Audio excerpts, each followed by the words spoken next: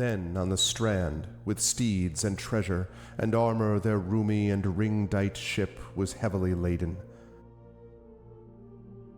High its mast rose over Hrothgar's hoarded gems. A sword to the boat guard Beowulf gave, mounted with gold. On the mead bench, since he was better esteemed, that blade possessing heirloom old. Their ocean keel boarding, they drove through the deep, and Daneland left. A sea-cloth was set, a sail with ropes firm to the mast, the flood timbers moaned. Nor did wind over billows that wave-swimmer blow across from her course. The craft sped on, foam-necked it floated forth o'er the waves, keel firm bound over briny currents, till they got them sight of the Geatish cliffs, home-known headlands. High the boat, stirred by winds, on the strand updrove.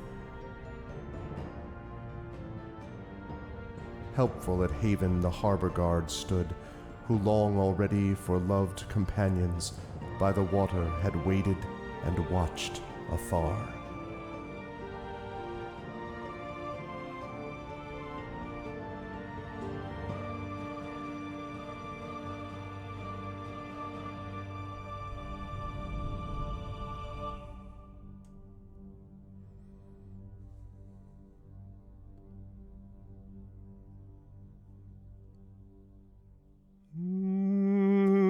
Dramatic music fades out. What's going on, everybody?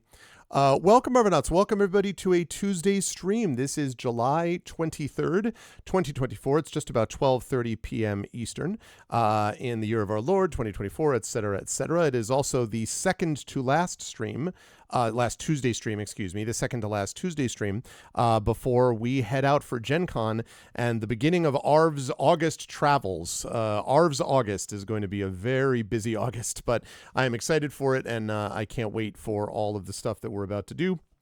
Over the next few weeks, it's going to be super amazing, and I'll talk about that a little bit as we go on here. But before I do that, just a couple of reminders. It's good to see everybody, and just a couple of reminders about ways to support the channel. Hello to Sparky and to Hillness and to Triffid and to Geister, and welcome everybody.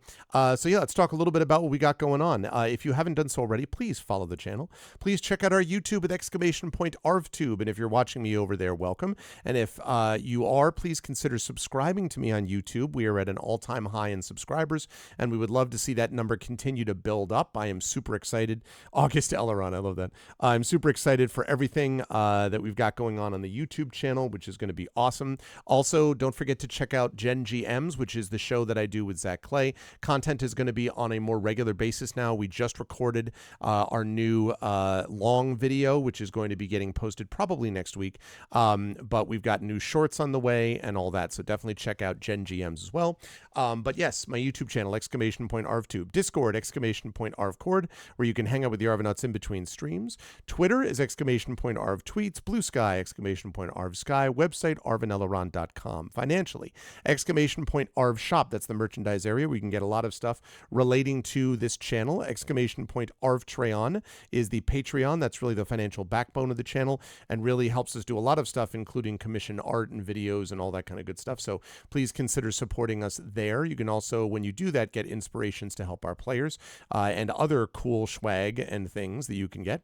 You can do that as well by subbing to the channel, and the subbing to the channel gives you different things than the Patreon does. You get those custom sub badges and emotes to use here, there, and everywhere across Twitch. I tried to make it so that they don't overlap very much so that there's incentive for you to think about getting both. But one thing that is the same is that if you support at a high enough tier when you sub, you can also get an inspiration to help the players in our tabletop games as well. So definitely consider that. That would be lovely. Exclamation point, Arv. So yes, subbing to the channel is great for that. On the publishing side, exclamation point Icarus. That's my graphic novel from Athos Arts. Exclamation point Library is my Tales and Tomes from the Forbidden Library, my best-selling 5e adventure and supplement. And in case you're curious, the last adventure of a trilogy of adventures, which is the sequel, kind of the follow-up to the adventures found in Night of the Forbidden Library. I'll be running that at the Gen Con Writers Symposium next week, literally a week from this Friday. So finishing up writing that now as we speak. So I am super excited about that. That's going to be a good time. So again, you can join us for that, and you can check out that adventure with exclamation point Library. And of course, my Greyshade IP. Super excited about this. Exclamation point Greyshade. That's Greyshade and Renegade, the first two books of the Grey Assassin trilogy from Athos Arts, available right now at that link. You can also get the audiobook of Greyshade by our very own Trent Sparks. That's very cool too. And you can pre-order Greyshade, the tabletop role-playing game, coming to you from Alligator Alley and Brandon O'Brien. Very excited about that. That's going to be coming out late this year. And of course, so we've got that. And of course, you can also pre-order the final book of the Grey Assassin trilogy called Heretic, which is going to be out in literally 1 week. 1 week from today is the official release date of that book. It's getting close now, y'all. But also on Sunday, this coming Sunday, I have a special pre-release event happening at BlackRock Books, an independent bookstore in Bridgeport, Connecticut.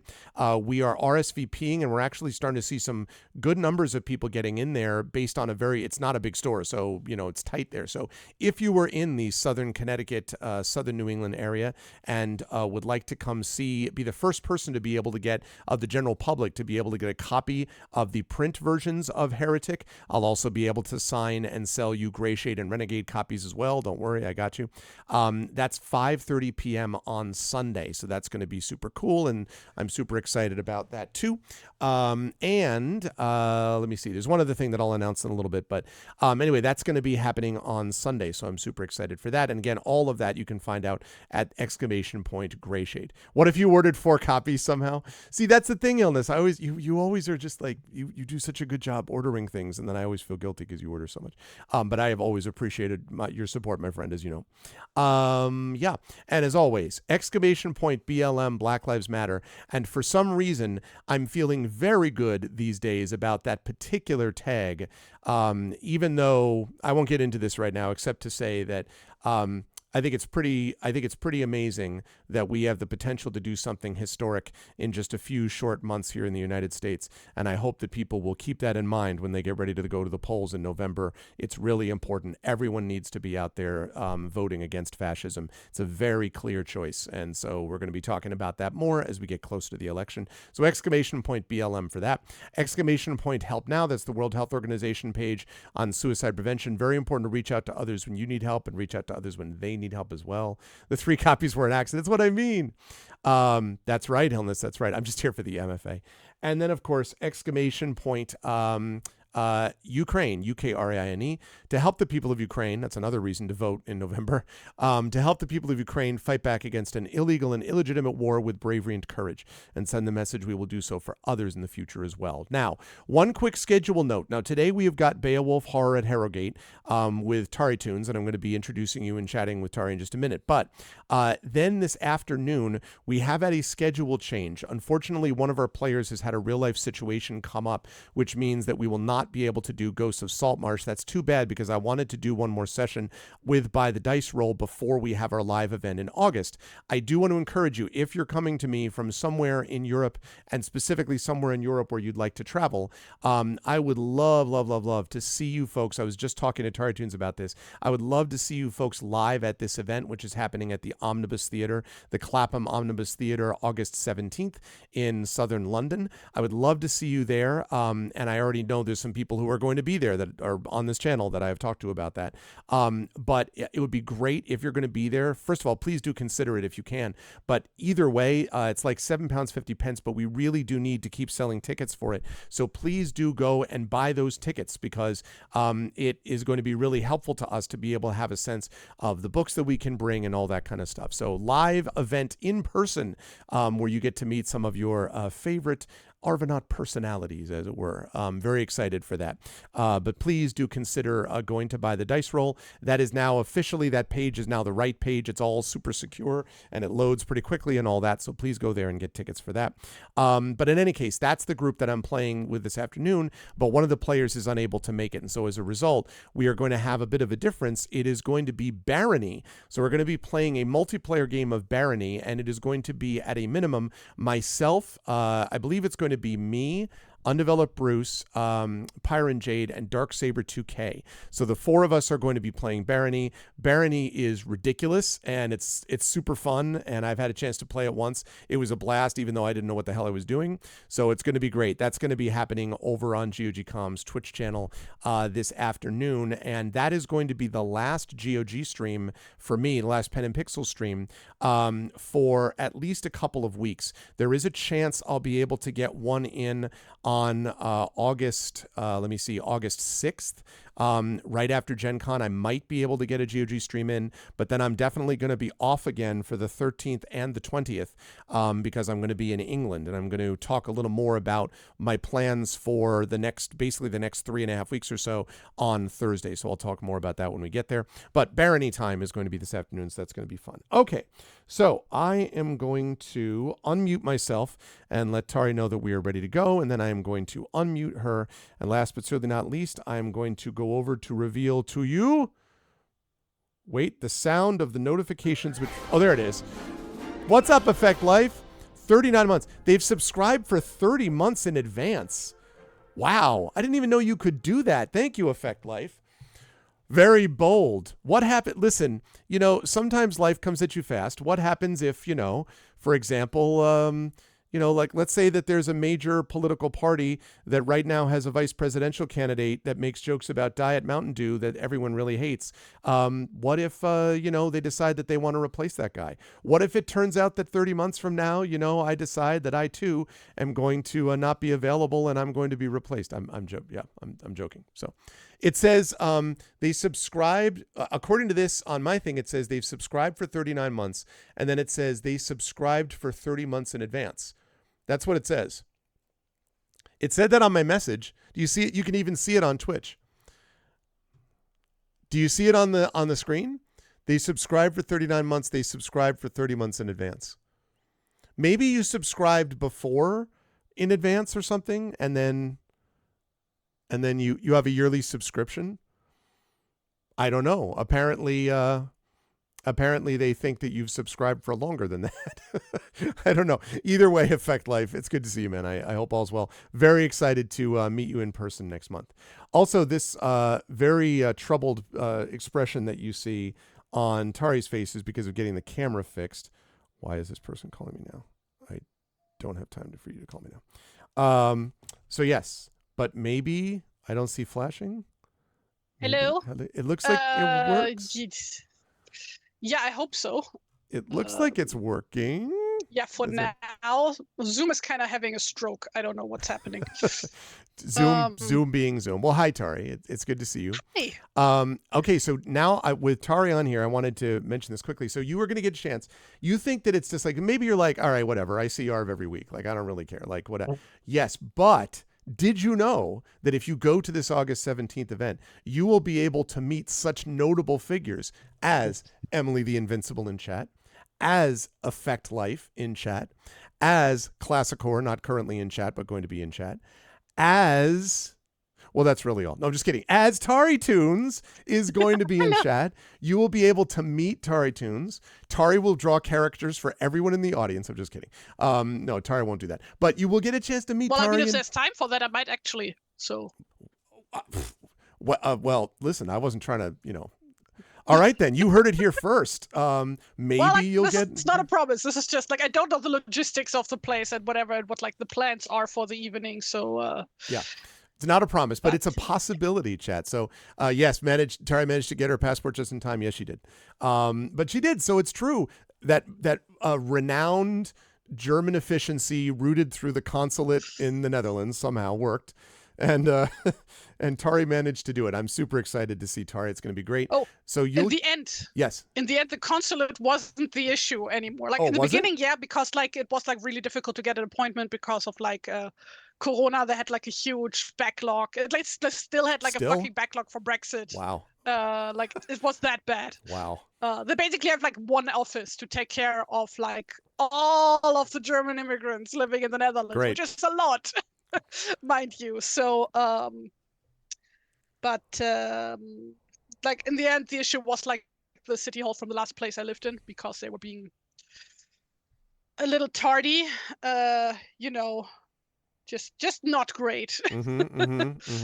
Trying to get into contact with somebody there because like I was missing one form, like one piece of paperwork that I didn't even know I needed. So Wow. but But yeah, they got it. So and it's good for like it 10 worked out. years, right? It's good for 10 years or Yeah. something. Okay. So see, this will be perfect for our next series of events. Camera, what the hell? Oh no, the camera. Oh no. Can we reboot Zoom? Yes, go ahead and reboot and I'll talk to the chat about well, do you want me to reboot? You want to okay. Hi. I am both myself and now TariToons, but larger than you could ever imagine. Okay. Tari will come back in and we'll be back on. So I do have an announcement though. Yes, butter cheese is Tari's handle on Discord as well, and that's because Tari really loves cheese. I'm just saying. Now there are two of them. Really loves cheese. So I do have an announcement, chat, and I was gonna save this, but I will make this announcement now. I'll make it over on GOG. This announcement is related to Forbidden Library. Let me bring Tari back in first and see if it's working. All right, hang on a second. Bringing Tari back in. Hang in there. Working. Hello. You know, are you sure that I guess the connection's okay, Tari, but I was going to say, like, because I know you said you kicked out the wire by accident. Maybe that's like loose and that's why it's causing. Yeah, no, I like earlier while you were talking and I was troubleshooting, I like unplugged and replugged everything. So okay. it's not the not the cable or anything. Okay. And also like I have like a screen on my camera and that one's also not flashing. So it's not the camera itself. It has to be either the connection to my PC or Zoom. Okay, or Zoom. Oh. Or Windows, alternatively. Great. That narrows it down. Yeah, like exactly. CrowdStrike, maybe. Known to work without any issues in recent days, hasn't it? Yeah, it's always the way. All right, so I'm going to. I was making this announcement while you were gone, so I'll make this quick. So, yes. Chat, if you have watched Night of the Forbidden Library, and I know some of you have, I know Hilnis has, I know Emily has, and you've been part of this, you will know that in the last live event that I did at the Klein Memorial Auditorium in Bridgeport, without spoiling something, there is an accomplice to a villainous character that is dealt with in part 2. If you want more, you'll have to see the videos of this. And that accomplice escapes. Why is that important? Because I am happy to announce for the first time in public that I am going to be doing a probably and almost certainly limited run podcast, not live streamed, but a limited run podcast at the Klein Memorial Auditorium with Carlos Hernandez, C.S.E. Cooney, Adam Petrosino, and Zach Clay. 3 of those people, Carlos, Claire, and Adam, will be live and in person with me at the Klein. And the 4th person, Zach, will be joining us remotely. And we will be doing a podcast of this. And I'm going to be talking to Triffid about that actually fairly soon, about editing said podcast. There will be a vidcast portion of it, but the vidcast portion is going to have a couple of cameras, and it's going to be very much like, not DIY because it is being held at the Klein. It's not going to be on the main stage. It's going to be at a top floor in the Klein has this art gallery, which is where we're going to be recording it. But I have gotten, I'm ready for the experience because not 1, not 2, but 3 Samson Go mics, along with the one that I already possess, to record all of the people that will be with me. And we are going to be doing this podcast. It is going to be a once a month recorded affair that will then be distributed very much the way we did Curse of Strahd, where we did like a 3 or 4 or 5 hour session, and then we would cut from that 45-minute to hour-long segments that would go out as vidcasts. Well, that's going to be like this, except it will be a generally 2.5 to 3 hour session that will be cut into 3 roughly 45-minute, half hour to 45-minute, depending, sessions. And I'll be talking to Triffid more about that when we get there. And that is going to be posted on my website. It's going to be on a separate playlist on YouTube. But the thing that's really important here is it is going to cover the basically the search for the accomplice that tried to help this villain. So if you're like, well, how do I find out about that? If you go to my channel and you watch the Forbidden Library, Night of the Forbidden Library and Return to the Forbidden Library, which is about 6 hours total, I think, 3 hours and then 3 hours, then you'll be caught up. And from there, you'll be able to join us for the podcast, which at the moment I believe we are calling Hearthglow. And that is after Hearthglow Academy, which is where this is originally taking place. So the podcast Hearthglow will be recording officially this coming Friday. And I am planning to launch that podcast sometime probably starting in late August. So basically when I get back from England is when we're going to launch this, and then we're going to be periodically putting these things out. So very excited about that. I think it's going to be really awesome.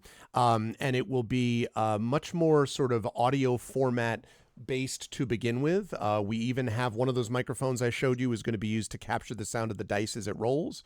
So very excited about that. And that is something I've had in the works for a while. And so I'm excited for it to start happening very, very soon. So letting you know it's going to be super cool. There is going to be a podcast called Hearthglow, which covers the period of time. Think of it like the search for Spock or the search for Gollum, trying to track down this character. So that's going to be the plan. It's going to be awesome. I see that I have successfully managed to use up the good camera time with poor Tari.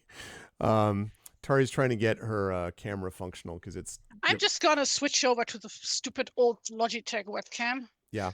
This is not going to work. Yeah. That's what you get for trying to use good equipment. Yep. Exactly. Quality equipment. You just need to use the old... You break out the ye old faithful. Yep. The Logitech that takes a licking and keeps on ticking. That's what it does. Yeah. But anyway, yes, so I'm happy about that. So the name of the podcast will be Hearthglow.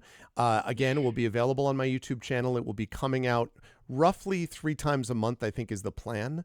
And like I said, Triffid, I will talk to you a little bit about this over the next couple of days about what this is going to look like. But you were asking me about what the plans were going to be now that we're wrapping up Shire Adventures. The Shire Adventures podcast is wrapped up, and now you know. So very excited for that, and I will definitely be asking people to spread the word about that. It basically covers the gap between part 2 of Forbidden Library and part 3 of Forbidden Library, which is called Beyond the Forbidden Library. This will be in that section in between. So going to be very cool. Carlos, Claire, Adam, and me live at the Klein Art Gallery, and then Zach remotely. Oh, and one last thing, which is that as a part of that, if we are able to get the funding from people who are watching this podcast and supporting the podcast, there may be another live event at the Klein in our future covering that final part of the Forbidden Library trilogy of adventures. So we will see. Anyway, very exciting. As you see, I have not been idle. I've been trying to do stuff. Now, the time has come for us to come back to Tari, who's got a functional camera again. Don't jinx it. Good old faithful. Yeah, I know exactly. Now it's going to be. Tari, it's good to see you. How are you? How is life in the universe? On a scale of 1 to 10, how excited are you for the upcoming August event where we get to meet each other in person for the first time? And who are you playing this evening? Oh, 11, of course. Yay, me too. Like, I'm super fucking excited. Yeah. Especially, like, because of all the pain of getting the fucking I know, right?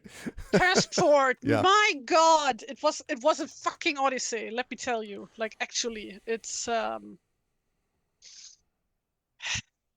also fucking expensive. Like, how much did I pay with, like, train tickets and everything? Like, probably $200? More, maybe? Oh, no. Yeah, because like you have to go there in person, and like the consulate is in Amsterdam, which is in theory not that far away. So But just to get the pass, oh man, that's yeah. dedication, Tari. And like I had to pay extra to then have them ship the passport to me to send it via mail. Right. And like because like they expect people to come pick these up in person, right?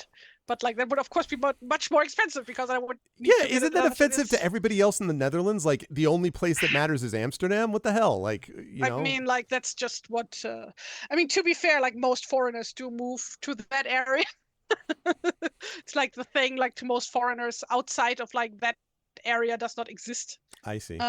Yeah, that's like the whole idea that like the Netherlands always gets it's like reduced to the Randstad area. Yep. Yep. I mean, that happens in New Which of York course where everybody hates. everyone in New York State gets mad because New York City is like the only thing anybody ever thinks about in New York State.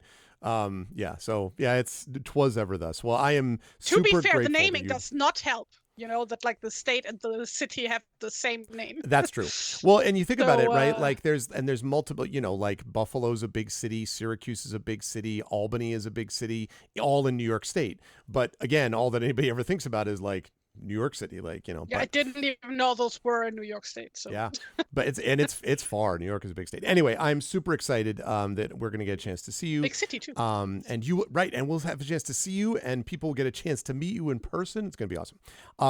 But who are you playing this afternoon, Tari? I may ask.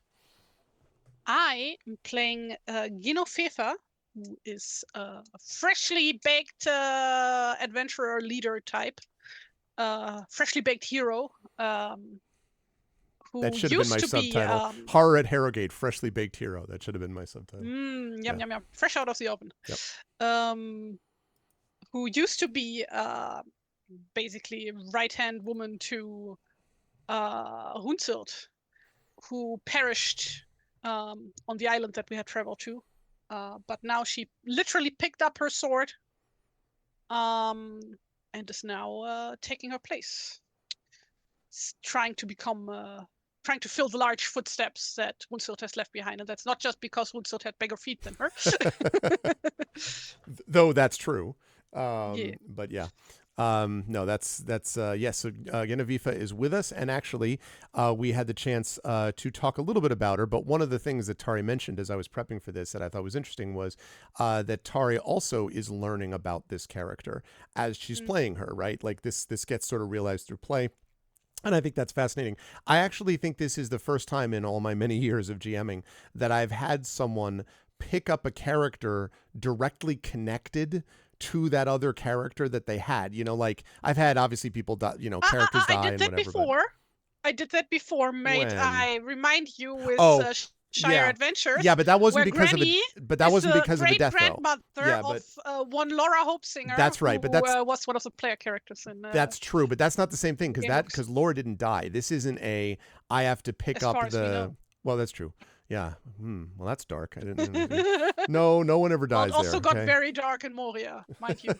That's true. But no, this is like the first time that the character picks up the mantle. So I am excited. And it's been so long since we played 3 weeks ago that I had forgotten that since that time I've also had the chance to watch an episode of Vicky the Viking using the right music this time. Nice. And you were 100% right. The English dub music is garbage in comparison to the actual good music. Because I was like, this is kind of cringe. Okay. And when I put it in Discord and you were like, what the hell is this? And I forget if it was Effect Life, someone else, I forget who it was always like, what the hell is this? Was my boyfriend, it was Nari. Oh, yes, right. Who was like, what the hell is this? And then they put up the actual good one. I'm like, oh yeah, that's a banger right there. Like, I don't know what the hell the rest of it was. Yeah, I'm assuming most places have like a translated version of that song. I don't know what the original Japanese is like. Yeah, but I know that Germany and the Netherlands have that version. But they were just all so much better than the US dub. I don't know. It was terrible. Anyway, regardless. Yes. Go ahead. Or is there like a separate US dub?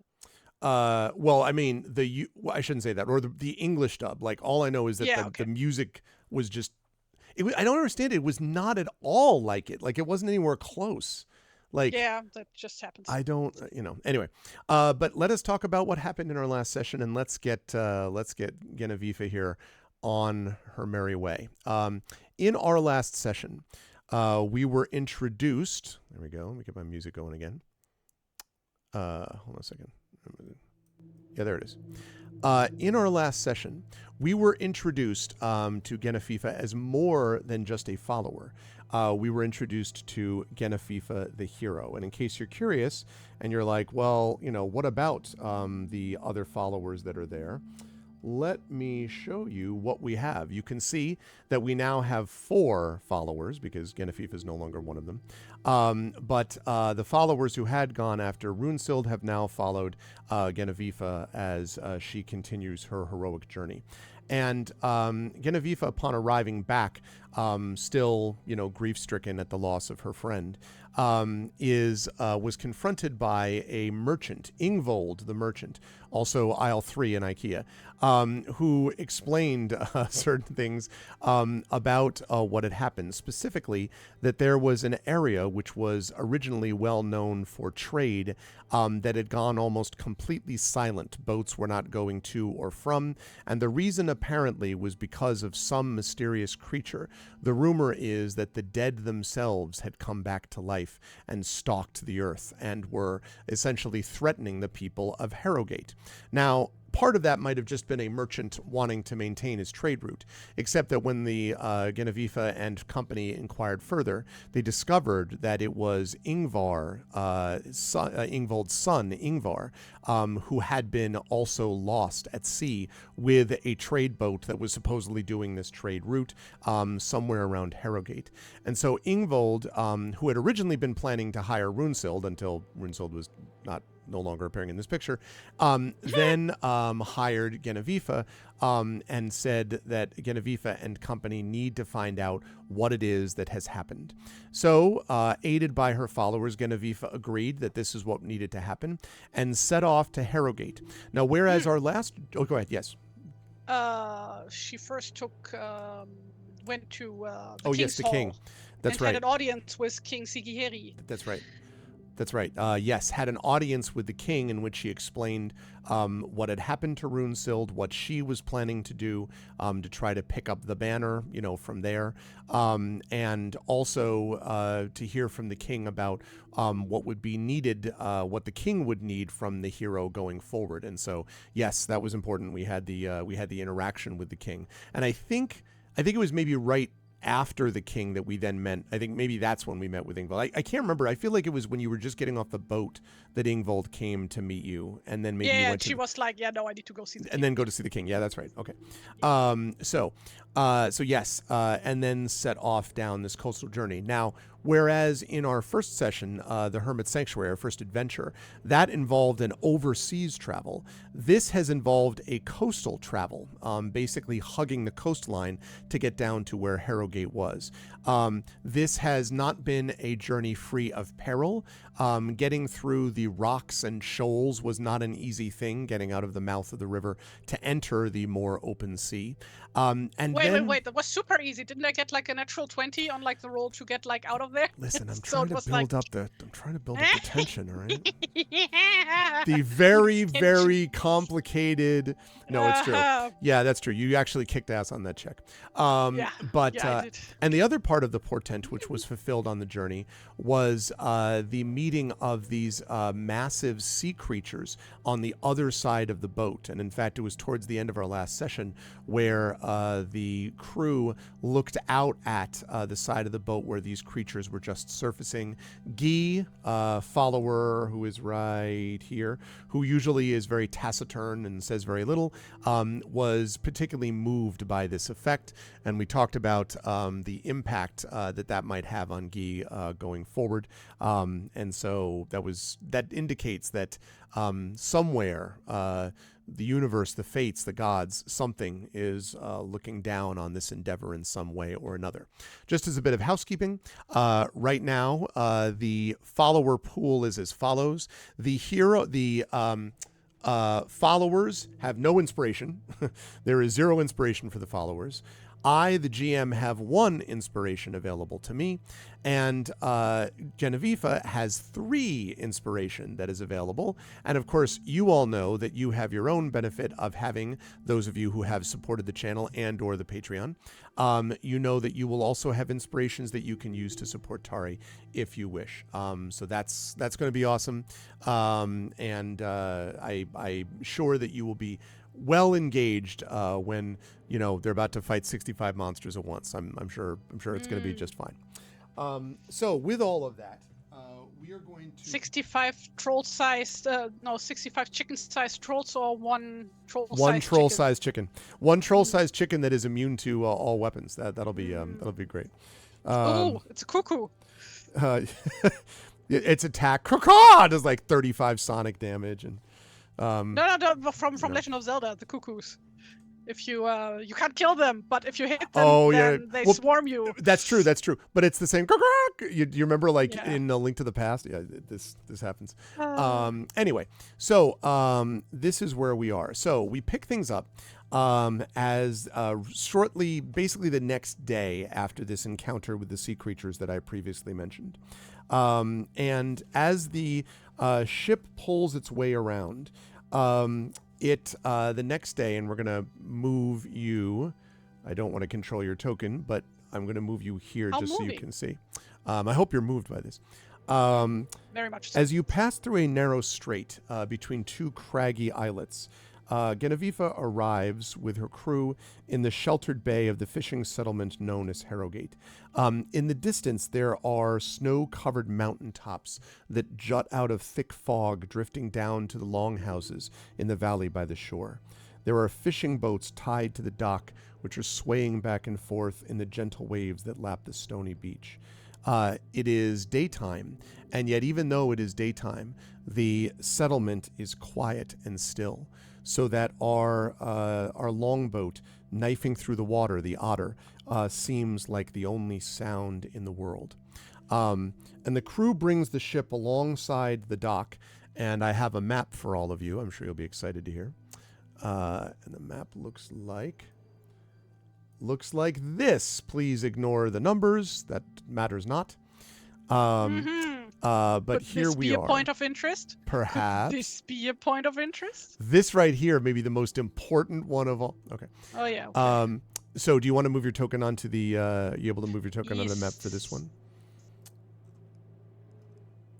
If my mouse cooperates. My computer has just been not cooperative lately. It's Logitech wanting to make you do everything, like all this stuff. Yeah, the problem is just that because my hand and arm are fucked up, right? I need like an ergonomic mouse. Yeah. Like this. Yeah. And I need one that's big enough. And like this was like the only brand I could find that has like nice large ergonomic mouses. Yep. Mice. Yep. Moose. Mice. Mices. Okay. So let me see. I'm gonna see if I can. Let me move that over a little bit, chat, so you're not. It looks a little bit weird. So give me a second. Center area map. Bear with me. We're gonna move. Yeah, there we go. This wonderful overlay. There's a bear with you. This yes, you see a bear.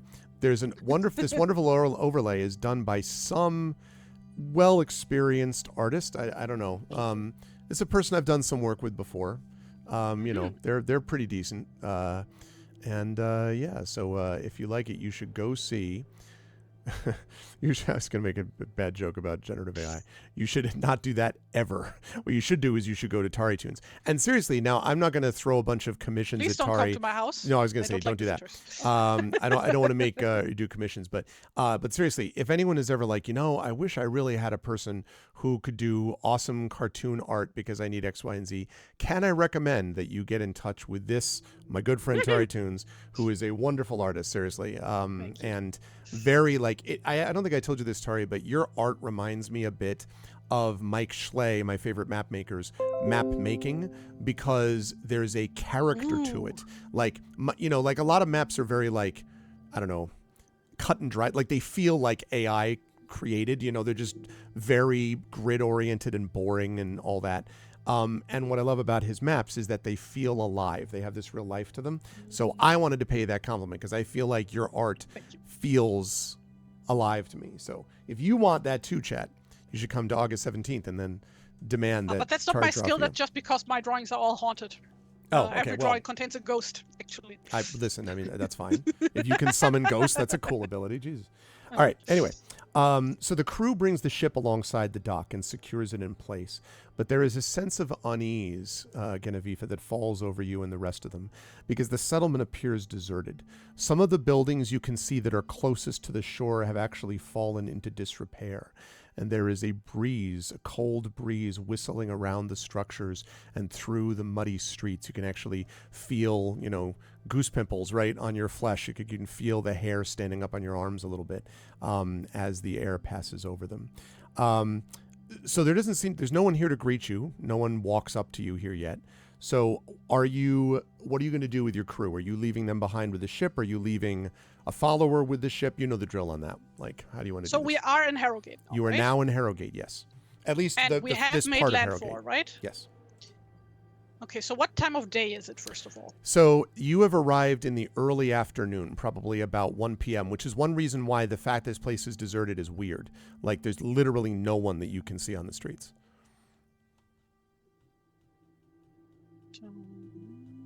And what's the weather like? Cold, windy, little bit of maybe spray, a little bit of water in the air, clammy, I think, humid for sure. I know it's your favorite. Average North Sea weather. Pretty much. North Sea. North Sea. Like the issue with if there's a TH and an S sound right next to each other, then I always mix them up for some reason. Like I never. So it's North Sea. If I North Sea. Don't pay attention. North Sea. When I learned to say the word caterpillar, I first, for whatever reason, thought of it when I was a little kid as calipitter. Like I just put L's instead of T's and all that. Yeah. So cute. Anyway. Okay, see you, Hillness. Time to get back to pretending to work. Enjoy pretending to work. Okay.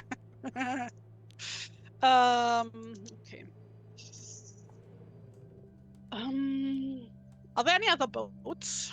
There are one or two boats that are tied up along the docks, but as you look at them, actually, make a perception check for me, please, Genevieve. First roll of the day.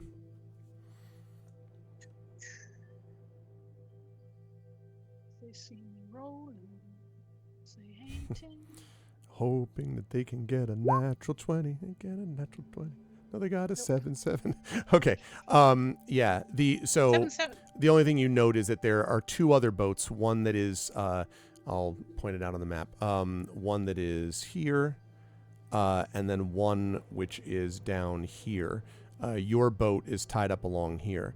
Again, small boats, but I should note that's all. I mean, this is, again, this village thrives on fishing and trade. You see two boats, and that's it, besides your own.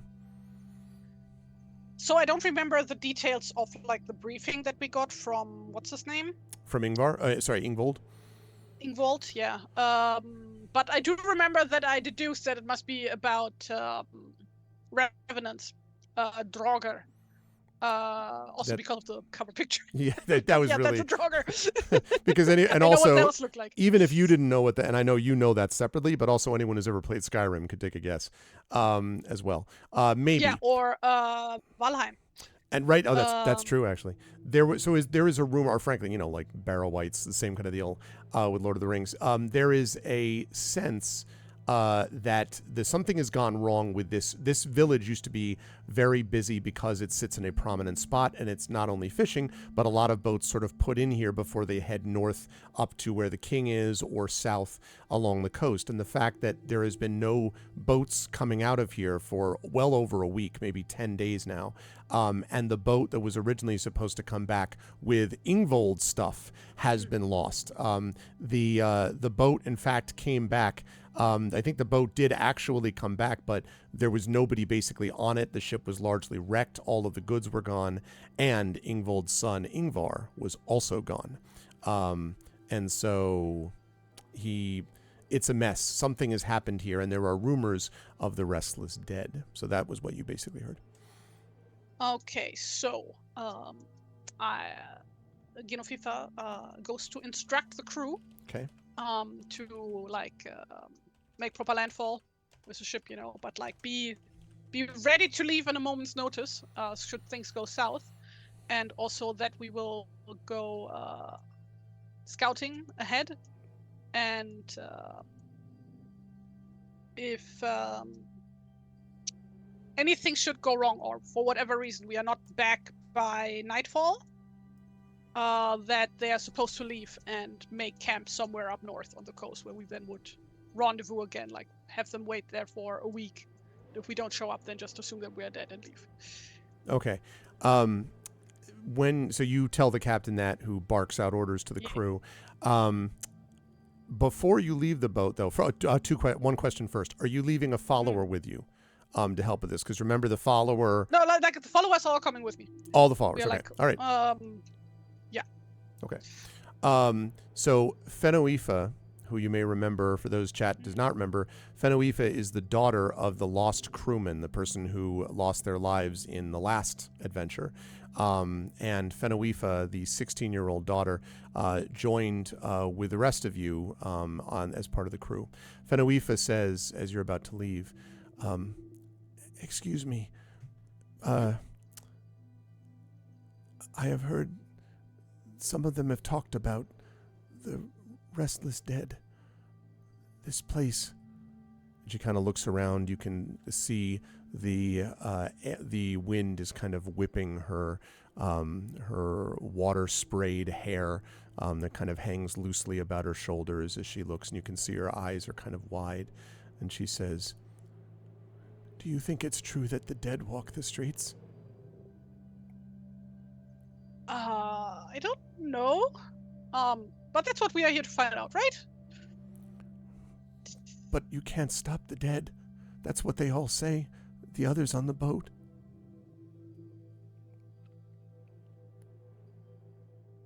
I'm sure we will find a way. It will be fine. She sort of nods uncertainly, and then she says, "All right, please be careful." And Rickmod shuffles by you, a slow, low chuckle in her throat. Meanwhile, the others, Guy, without sort of a sound, walks past you, as do Abanibundir and Yasib. But as the two of them pass by, Guy turns back, and he walks over to Fenoifa, and he kneels down, and he puts a hand on her shoulder, and he looks into her eyes, and then he just nods once, and then he picks his hand up, turns, and leaves. That is, by the way, about as much as Guy has ever done to interact with anybody. And Fenoifa is kind of like, but she sort of looks thoughtfully as he passes by you and onto the land. Okay. As you enter the land, as I try to find the follower's picture. Okay, there we go. As you enter the land, as you move through the settlement, a couple things to note. The longhouses, first of all, are made of this kind of sort of wattle with these thatched roofs and timber frames. But the homes along the waterfront, you can see, without even having to do a check, are damaged. There are a lot of collapsed roofs, especially those ones to the south, right here and here and here. These ones are all damaged, and there are actually collapsed roofs on those three, and they look burned and charred as if there was a recent fire. You could go look at those more if you want, but that's like what you see from a distance. I should ask you that first, actually, because that's at the shoreline. Do you want to go look at those first, or you just want to keep heading into the town? With the burned houses, is there like any smoke or anything? No. Or does it seem to No, be this seems older? like it was a while ago. Well, you don't know how long, but it definitely wasn't like today or last night. Right. No, I guess we would be going straight for the Great Hall. Okay. As you head towards what looks like that, the sort of center of the hall, you can see that there are, you sort of get this weird, creepy feeling on the back of your neck like you're being watched. And as you look kind of around, you can see terrified, suspicious eyes kind of tracking you from the windows of a house and then disappearing, when they see you. You can see a couple of armored guards posted at the front of that long building that you're heading towards that does not actually have a number 1 in real life. That you can see at. Well, not that we could see. We can't see on it's the on the roof. roof, See, can exactly. we? You wouldn't know, right? Yeah. And there is also one person, the first person that you've seen actually, who walks close, like is walking towards you. They have a spear and armor. Clearly, it's like some town guard. And then they just walk past you. Like they don't, they clearly see that you're there, but they just sort of turn away and then kind of hurry past you as you go along. And they look, that warrior looked haggard and, unsure, basically. As you get close to the long house, the 2 warriors that are standing by the door step forward, and then the door to the long house opens. And out steps a man with a long braided beard. And I have a token for this person, which I'm going to show you. All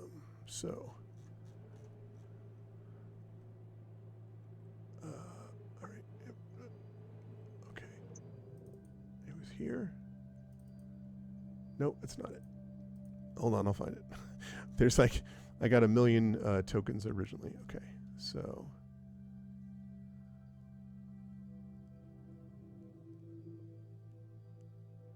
I believe in you. You can do it. I'm glad someone does. Okay. All right. Will he succeed his investigation check? The thing is, I had this and then I had to close things. Damn it, where's it? Show me the... Okay, well, I found one of the things that I was going to need for later that I... okay. And then when you're going to need it later, then you're not going to be able to Yeah, find it. exactly. I thought, the thing is, I had pulled a bunch of these already, and I clearly forgot this one. Okay, I'm just going to do that search thing. E4Gore. Okay, so... Right. Ah, there we go. Ha-ha! Success. Okay. So...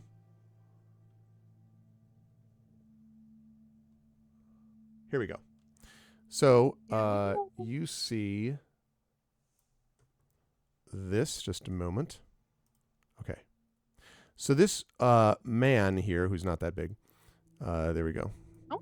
He steps out. You should be able to see this on Roll20 now. Yeah. So this man with a braided beard, he looks like a middle-aged, large man, barrel-chested, with this long blonde hair, and then he has a beard shot through with gray. He has a rich fur cloak that hangs about his broad shoulders. He has boots crafted of fine leather, and he has this engraved sort of this hilt sitting in a sheath in the center of his belt to a weapon. And the hilt, you notice, is so polished, you're not even sure if it's ever seen a day of use. Like, it looks like, museum quality, like never been, used in combat. Wait. Museum quality Dark Ages sword? So rusty and bent and barely No, recognizable? only if it's 2024. Back then, museum quality would be different.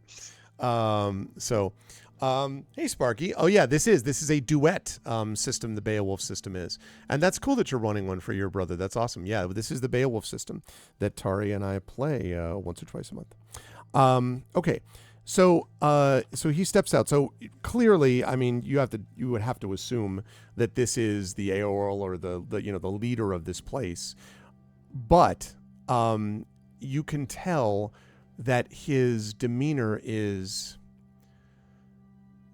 not as confident as you would have expected. Like, when you were speaking to the king, for example, the king was confident. He's a king. He understands, like, what his position is, what he has to do with his people. Yes, it's a burden to lead and all that. Heavy hands, the head that holds the crown and all that.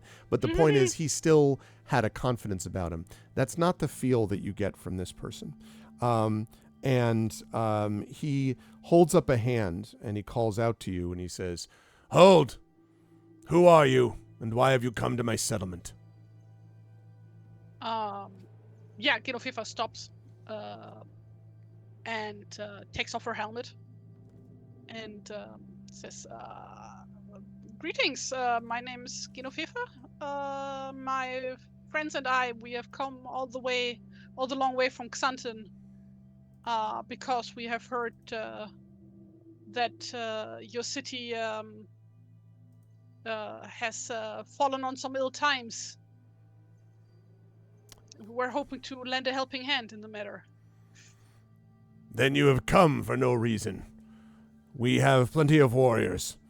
I am grateful that you've made this trip, but my warriors are more than capable of defending my community. The time that you spent on your journey, I hope that it will bring you back again just as swiftly. Now, Genevieve, again, you don't need any checks to look around and see what you see. No one is on the streets except for an occasional warrior or two who pays no attention to you. There are broken down, this is not at all jiving with what you're actually seeing in reality. But he very much is like, be on your way. She just looks around. Are you sure you got this under control? Absolutely. I've seen a few completely destroyed buildings on the way here. And considering that the stories have traveled as far as they did to reach my ears, it seems, not to be rude or anything, but you know how it is. Stories are stories. They are not to be trifled with or paid attention to. Our community has had a few setbacks, but nothing that we will not be able to address. And with outsiders coming to help, well, all that will do is bring trouble. The last thing we need is more heroes involved. I am sorry that you may have wasted your time. Now, at this point, you can see, Genevieve, that a few people, this is very much like, if you drop something in the kitchen and the cat runs away, after a minute, like the cat slowly starts looking around the corner, right? That you start to see a few people now from elsewhere, commoners, obviously, starting to gather behind you. All of them staring at you silently like you are this incredible novelty. And they all look an absolute mess. Bags under their eyes. Most of them look as if they haven't slept in weeks. Their clothes are in tatters. They're dirty. This is a ragtag group of villagers. And the leader, the man that you're talking to, says, "There's no need for any of you to be gawking. Be on your way." And nobody does anything. They just keep looking, and more of them start to gather as looking at you. So, are the stories about the restless dead also untrue, or? Well, restless dead. No. Rumors and stories. Legends. We've had a few difficult moments, but none that we can't handle, and none that are to be learned from old wives' tales. No doubt an envious rival may have spread those rumors to others. And make a perception check for me, please, Genevieve. Mm-hmm. Sense motive check. Yeah, I know, right? 16. Yeah, you start, because what you hear behind you is muttering, angry muttering from the villagers. You hear a few like, "Don't tell lies." You can definitely hear muttering from behind you. And the man sort of stands up a little taller and he says, "I've made my position clear. My name is Thorfinn, and this is the village that I have been sworn to protect. I have done so to the best of my ability and will continue to do so. My warriors will manage the rest." Now, at this point, there's probably a group of about maybe 20, 25 people behind you, and one sort of young voice pipes up from behind the crowd. "You can't do anything against them." And you hear a couple, yeah. And you feel a tug on your shirt, Genevieve, like on your tunic. Yeah, she looks and sees what is tugging on her clothes. It is a young girl. Reminds you a little bit of Fenoifa, but much younger. And she looks up at you, and again, haggard, eyes just wide as if they are not wide enough to take in the devastation that she's seen or whatever it is that she's seen over the last couple of weeks. And she says, "Are you a hero?" I try to be. "Will you help us?" And Thorfinn says, "Silence, child." And again, angry muttering. Yeah, Gidofifa just ignores Thorfinn, turns fully to the little girl, to the little kid, and kneels down in front of them. It's like, well, I sure hope I can. And she sort of looks up and she says, "I believe you. We need this person. This is a hero." And a few others like, "Yeah, a hero. Can't do worse than you, Thorfinn." And now Thorfinn looks sort of angrily around and starts to speak. But at that point, the crowd says, "They should stay. Just stay. Let them stay. Yeah, stay. And you can see the warriors, the guards, like next to Thorfinn, kind of look at each other nervously. And Thorfinn finally holds up a hand and says, Fine. They're wasting their time, but let us come in and speak." And he kind of glances at the assembled crowd, and then he turns and walks into the longhouse. And the guards sort of wait for you to follow. Yeah. If you want to do follow. that. Okay. And she looks a bit sheepish. It's like, mixed feelings of like, oh, they believe in me, but also like, oh no, they believe in me. Oh, well, good thing we have runes. Oh, wait. Yeah, it's me. Okay. So Thorfinn's Hall, which sits up a little bit on this hill in the center of the settlement, it is the largest, obviously you can see, of the longhouses in this fishing community. And when you walk inside it, you notice that it is a hall which, like the rest of the village, has seen better days. There are these old shields and weapons and fishing nets from ages past adorning the walls of this hall, Genevieve. And above the empty seat towards which the Eorl Thorfinn is going, you can see an empty space with a bracket. It is clearly a place, because you can see from the outline behind it, where an ancient sword must once have hung, but there is no sword there now. And as you walk in, you can see there is one table lit by cheerless, like kind of surrounding this cheerless fire pit. And at the back of that fire pit, which is sort of glowing, I guess it's ambitious to call it a fire pit. Like, I mean, it's got some glowing embers, but the inside of the hall it's a pit that a fire is supposed to be lit. Yeah, I mean, like, that's the stated purpose, right? And it's cold inside here too. And the Eorl goes back behind the pit and sort of slumps down on the chair. There are a few people also within this hall. And the one that I want to mention a few of them that you notice. One of them is standing near the hall's entrance. Now that I have the tokens, I can get right to this. Standing near the hall's entrance is a strapping young man. I will show you a picture right now. Fortunately, I don't have an interior for the hall, but... Okay. He is a burly young man, and you can see as you're looking at him that he has knotted muscles on his arms, and you can also see that his hands are blackened with soot and perhaps coal.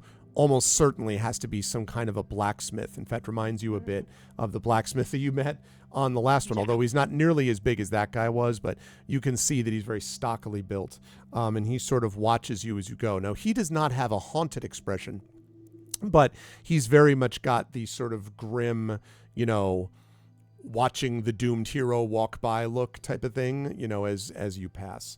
So there is that. Next to the seat where the Eorl sits, there is an old wizened man. And he looks like this. It's got him. He is exactly, and he says, "My precious." No, he is standing by the Eorl's seat, He's dressed in plain sackcloth, and he is crouched over and leaning heavily upon a walking stick. And as you sort of follow, getting closer to the seat, you can see this man gazing at you. And despite his, his kind of wizened appearance, he has a piercing glare. I shouldn't glare, that's too aggressive. A piercing look, let's put it that way, as if of someone who can really, this is not someone who is clearly in cognitive decline, put it that way. This person is right there with you, and you are reminded very much of Rickmod in the way that Rickmod often looks, sort of staring out at you. So there's that man. And then there are one other that I want to mention, and that is that standing on the other side of the chair where the Aeorl sits is a tall, red-headed woman. And I'm going to show you that person right now. Her hair is fire red. And as you come in, she is holding a spear and is standing by the chair of the Aeorl. Now, her glance is also sort of, piercing, although not quite the same way as the old man's. But what you notice most of all, Genevieve, because you've seen a little bit of this with Runeseld and something else, the hand around which she's clutching the spear, right? And the spot underneath the hand you can see is weathered and slightly thinner than the rest of the spear.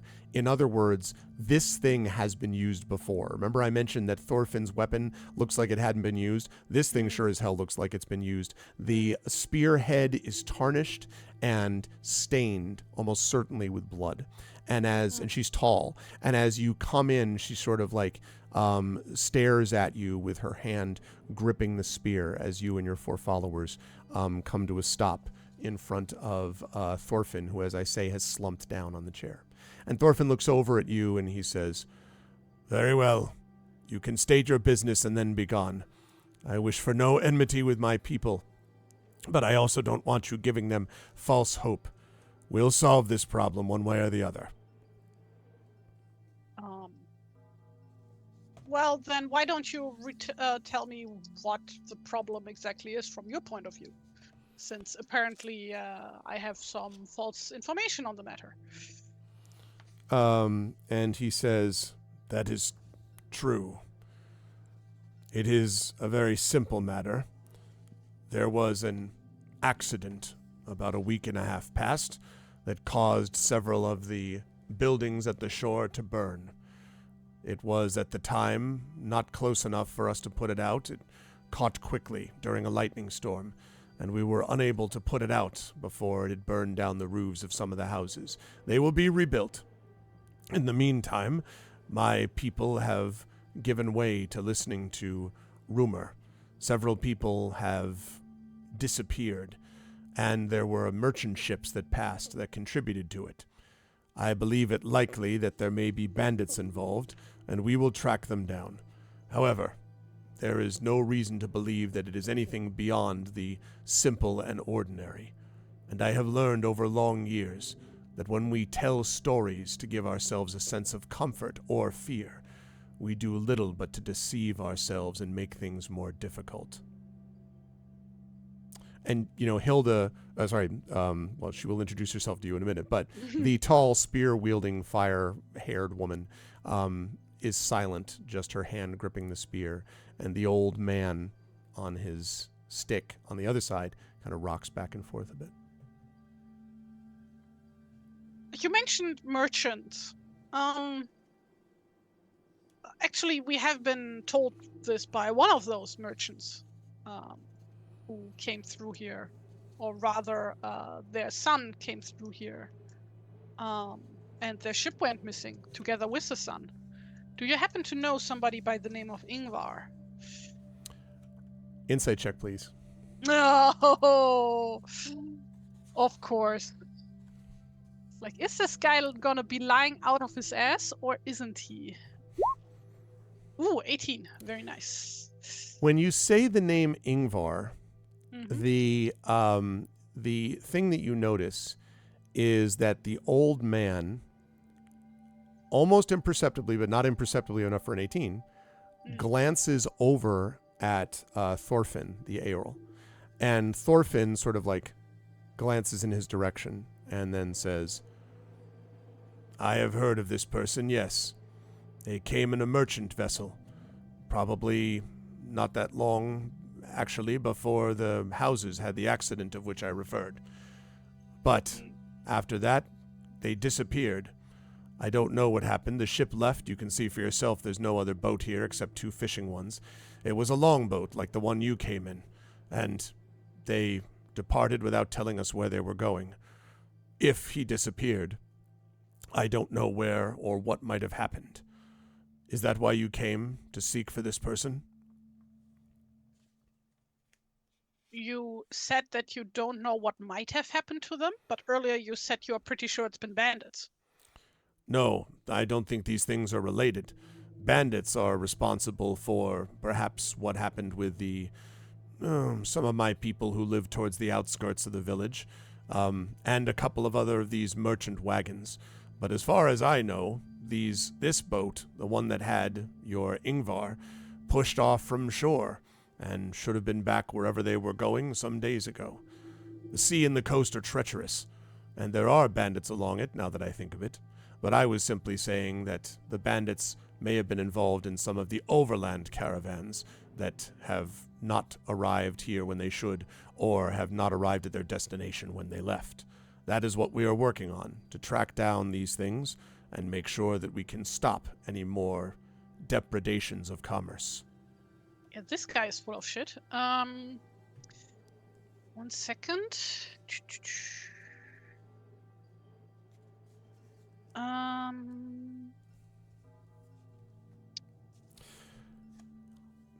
have to check all the feats and stuff my character has since a new character, so I don't know all of these. As you're looking, by the way, you hear some movement from the front of the hall, and entering through the hall, you see another person who I am also putting up on Roll20 now. So this person here, this is a short woman. She has calloused hands and muscled arms, and she has slung around her shoulder a net, and in the net are several fish. And she comes in, speaks to the guy who probably is the blacksmith, that I mentioned before, briefly, and glances up in your direction, and then comes over to the fire pit and starts undoing the net.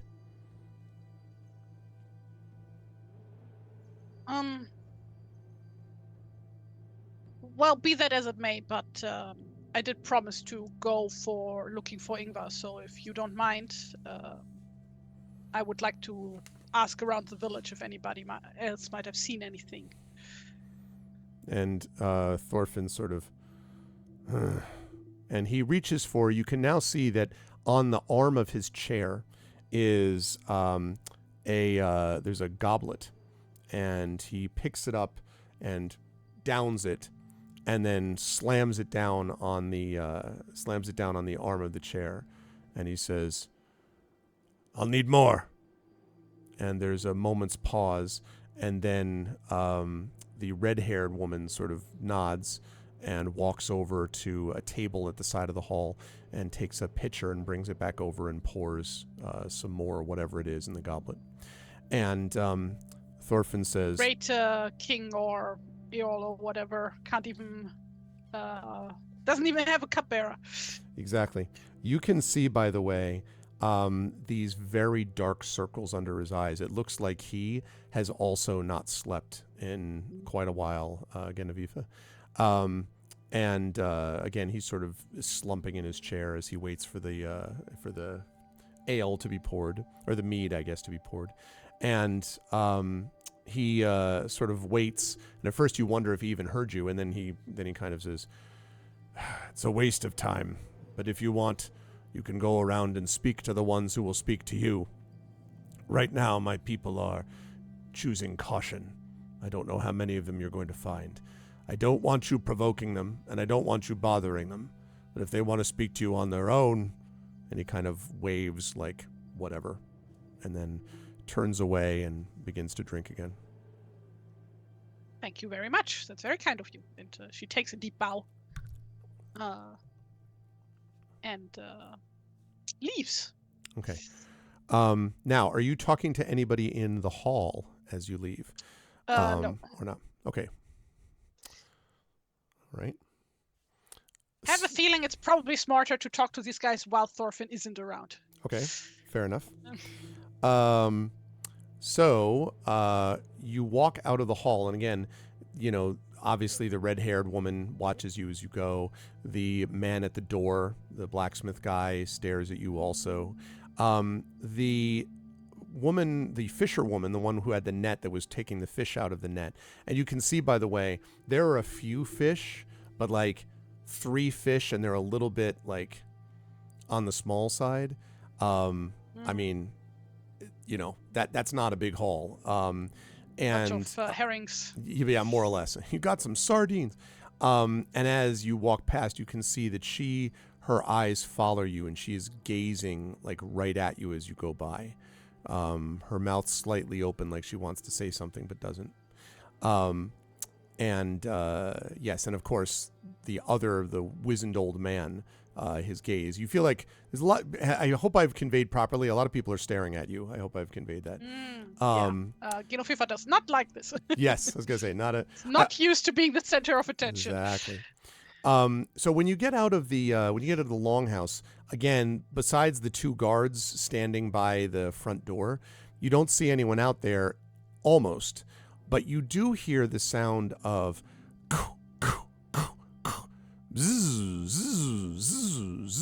like someone hammering and sawing at wood.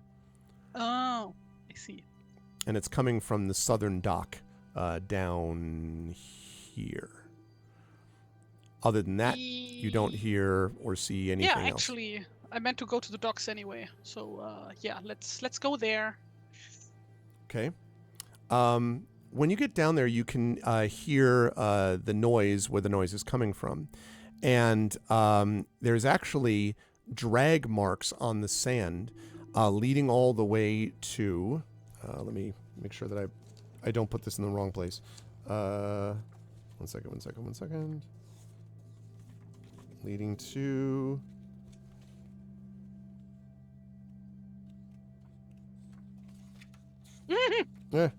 Wait, I'll find it. Emily says, your sawmill read a little dentist, to be honest. Oh, did I?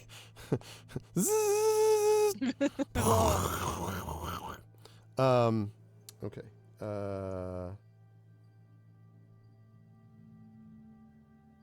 I wanted to make... Yes, okay, good. So there are actually drag marks not coming from here. That was the thing I was trying to find. But actually, something has been dragged from the sand, or through the sand, from here. And you can see that it is obviously this keel of a boat. You can see that because the boat is actually there right at the edge of the water. And it is leaning on its side.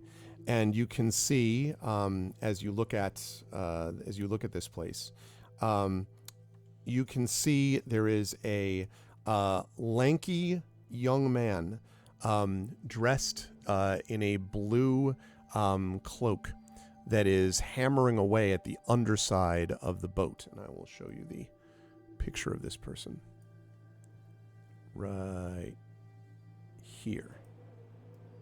Oops, sorry. No, I'm not going to draw on him. That's not what I meant to do. Too late. Too late. What? Select. Select this thing. Mm-hmm. There we go. Okay. Denied. There we go. So, yes, he is hammering away at the boat. He looks fairly reasonably handsome young fellow. And you can see there are several tools in the sand by him as he kneels by the boat. And you can also, as you get closer, you can hear that he's humming something under his breath. And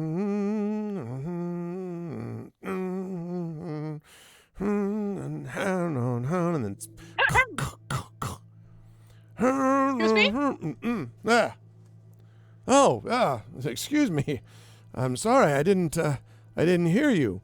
And he stands up slightly unsteadily, and you can now see that to his left there are a couple of empty,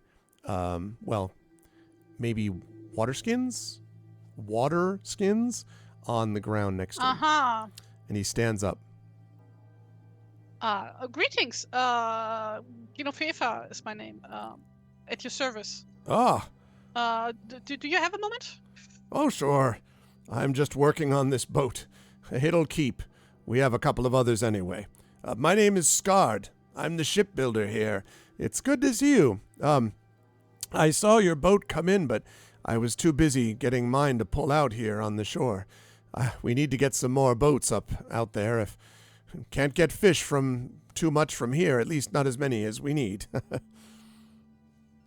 I saw one of the villagers earlier carry a haul, and it was not particularly impressive. Right. You probably saw Ursa, I imagine. Yes, she was coming in from whatever her haul is. The problem is that none of those boats are capable of doing it. When we lost a few of them, the ones that were left aren't very seaworthy. And it's all on me to build the left of them. I can't build a fleet in a day or a week. Trust me, they'd need it.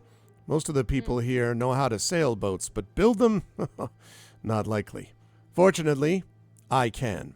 And he kind of he goes to sort of hit the hull and slightly overdoes it and hits it too strongly, and then he's like, Anyway, good construction right here.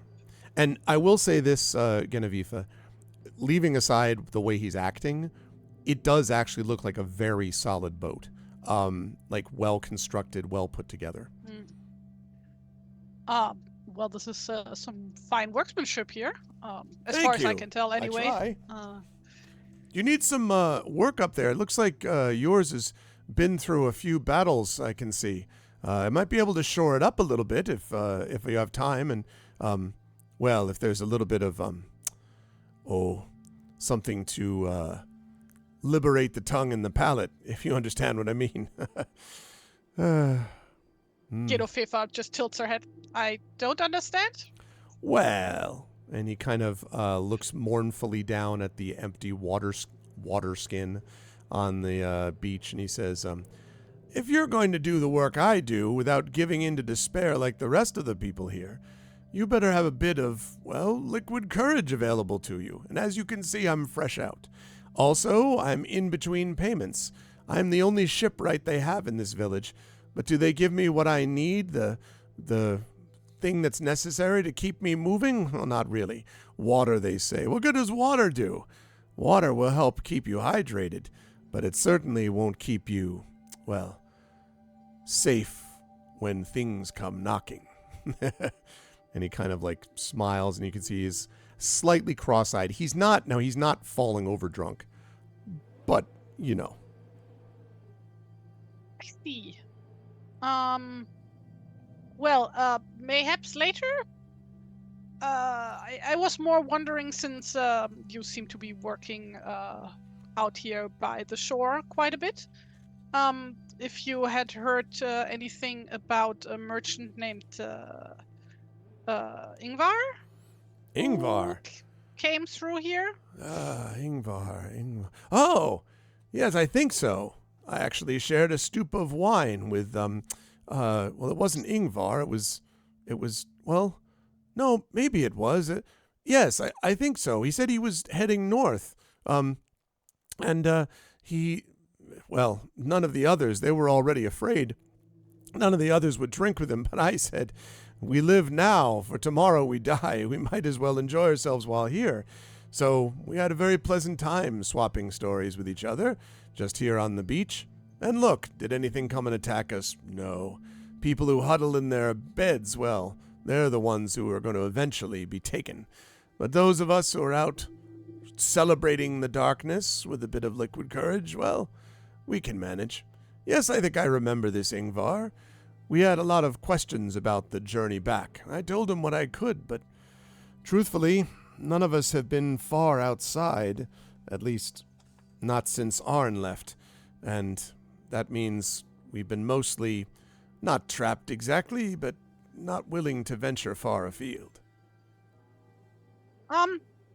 Wait, people being taken by what? Well, we don't know exactly, and some people don't think that anyone's being taken. It's a long tale, though, and he looks kind of down at the empty water skin again. If I were to tell that story, I would need, and he picks one up and a couple of drops fall out. I'd need something to, give me the necessary energy. Right. I think I'm catching your meaning. Okay, 1 second.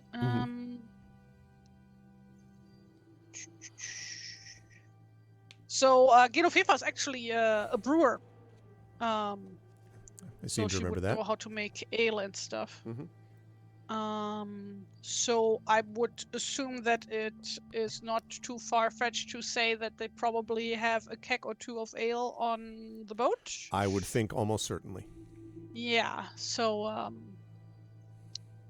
she goes to send Guy to fetch one of those. It's like small kegs. Okay. What is it? 5 liters. Okay.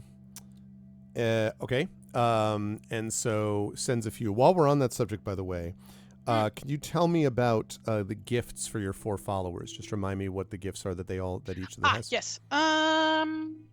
So Yassib Ibn Galib has engage. Mm-hmm. Yep. Take a blow. Yep. Bare-blooded. Yep. And rescue the hero. Okay. Yep. Rigmod has engage, Mm-hmm. rescue the hero, Raven Mind, and Seer. Okay. And also the burden slow. Right. Then Aban Ibn Mundir al-Falaki has engage, rescue the hero, and lore of kings. Okay. And last but not least, Yi has the gifts engage, take a blow, and nimble. And has the burden of awkward, but that's burden temporary, awkward. Right? No, that's actually, yeah, that's right. regular You were supposed to look into that. If you wanted, remember when you were leveling up the followers, you were going to look into whether you wanted to make his burden of awkward temporary, which means that it would, at the end of this adventure, would no longer be a burden for him. I don't remember that. Yeah. It's okay. We can talk about it afterwards, but just, as a reminder that we have your follower level up to do for them.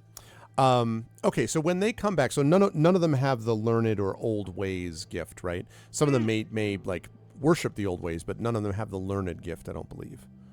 No. Okay. So when they come back carrying the keg, Skarda's eyes light up and he says, now we're talking. Some people that actually bring something outside this town so that we can all work together to feel better about ourselves instead of being depressed. So mind you, this is some very mild ale, like.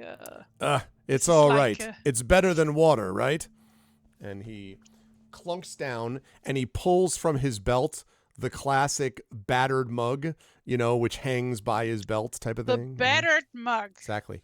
On the bottom of it, you can see there's That's actually a throwback. There's a bolo. So he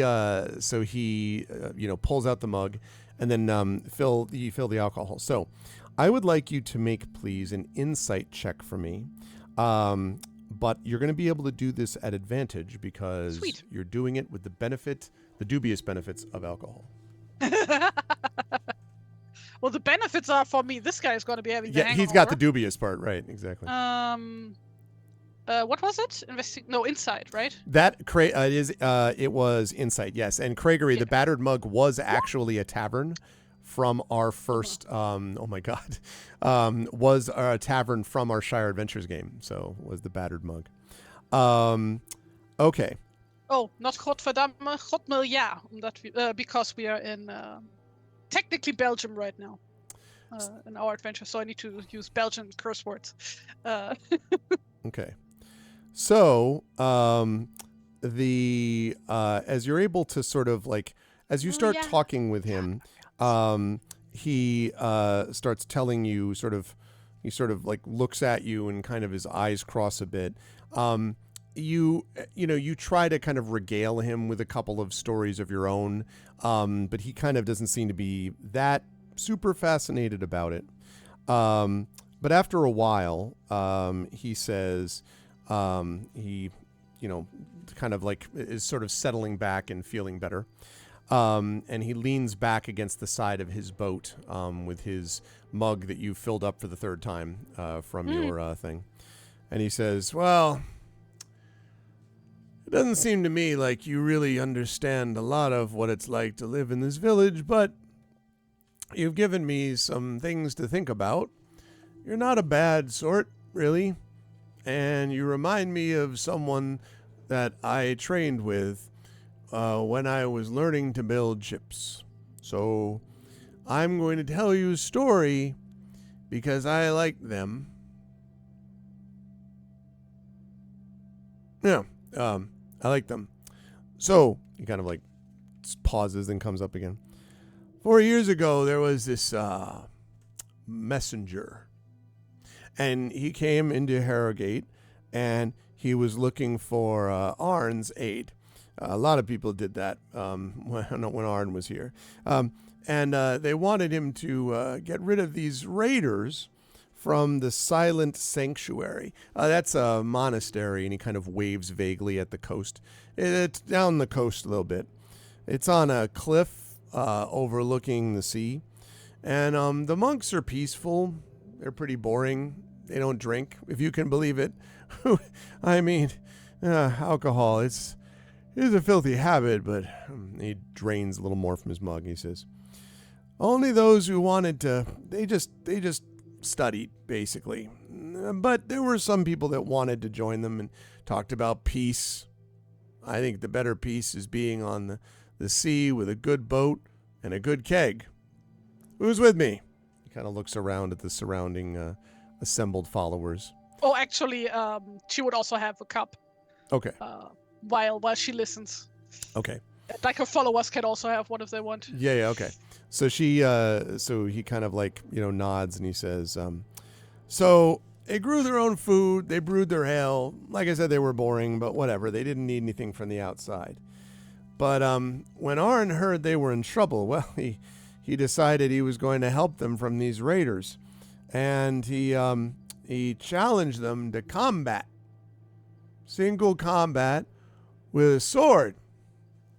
And he kind of like lifts forward and reaches for something at his belt and then misses entirely and bangs his hand painfully into the boat. That was what it was like. It was painful. And he challenged the raider to single combat. Okay, leader of the raider, single combat. One-on-one. That's what that means. One person against one. It's like a duet when you have two people, you know what I mean? So there's like that. And then if he bested them, if he beat the leader of the raiders, then the raiders would leave. And if he lost, then the raiders would take the monastery. And I wouldn't care because they didn't drink anyway, but whatever. That's what they did. Well, Arn emerged victorious. And the raiders slank back to their ships. And they slunk, slinkety. They got on the ship, and then they left, and they promised they wouldn't return. So like, you could go there if you want to see it and see what it's like. That was something when Arn saved them. I'm not surprised, but anyway. When was this raid supposed to happen? Oh, this was a while ago. 4 years. 4 years ago. It was a long time. It was before any of the other stuff that happened. That was before Arn left. Yeah. So what does it have to do with Ingvar? Ingvar? I was just telling you a story. Who's Ingvar? Oh, yeah, Ingvar, the guy. Yeah, I had, and then he tells you the story of how he had like ale with him one night. Like he's already told you this story. Ingvar. Well, he said he didn't look worried to me. He just got himself together and got a bunch of his people, and we had a good time, laughed it up, and I fell asleep. I like to go to bed early to bed, early to rise. Makes a man his head hurt, I think. Anyway, I fell asleep. And when I woke up, well rested but socially dead is the rest of the saying. Oh yeah, that's you're you do it this one wrong. You gotta watch out for this. Yeah, and he's like clearly thinks that what you've said is hysterical. And then says, well, it was a quote from Animaniacs, so yes, it is. Yes, I love those things. Anyway, so he says. Yeah. So, but then he was gone. I mean, I'm sure he's fine. You know, there's weird things that happen around here, but I mean, he had a whole ship. He had a weapon, like, has a sword. A sword. It's like, I used to have a sword. Where's my sword? I don't know. Anyway, it's a blade, and like you use it to cut things. Like, oh yeah, and he points at Guy, and he says, you got weapons? And Guy just like stares at him. He's like, yeah, well, like if it was that, but it had an edge on it, it would be a sword. Sword. That's a good sword. That's right.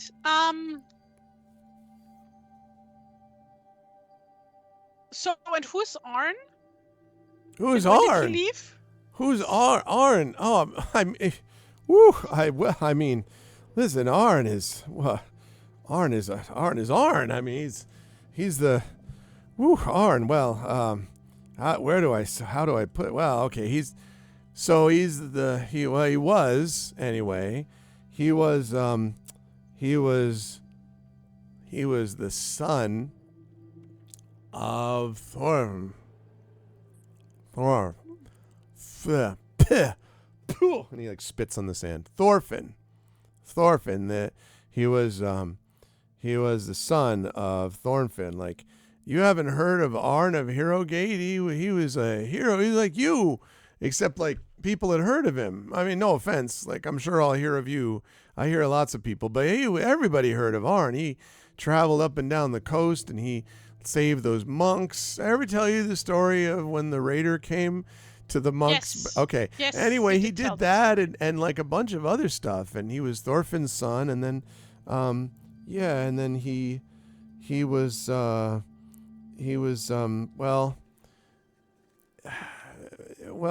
so like not all that long ago, maybe 3 years ago. It was only a year after the thing with the raiders.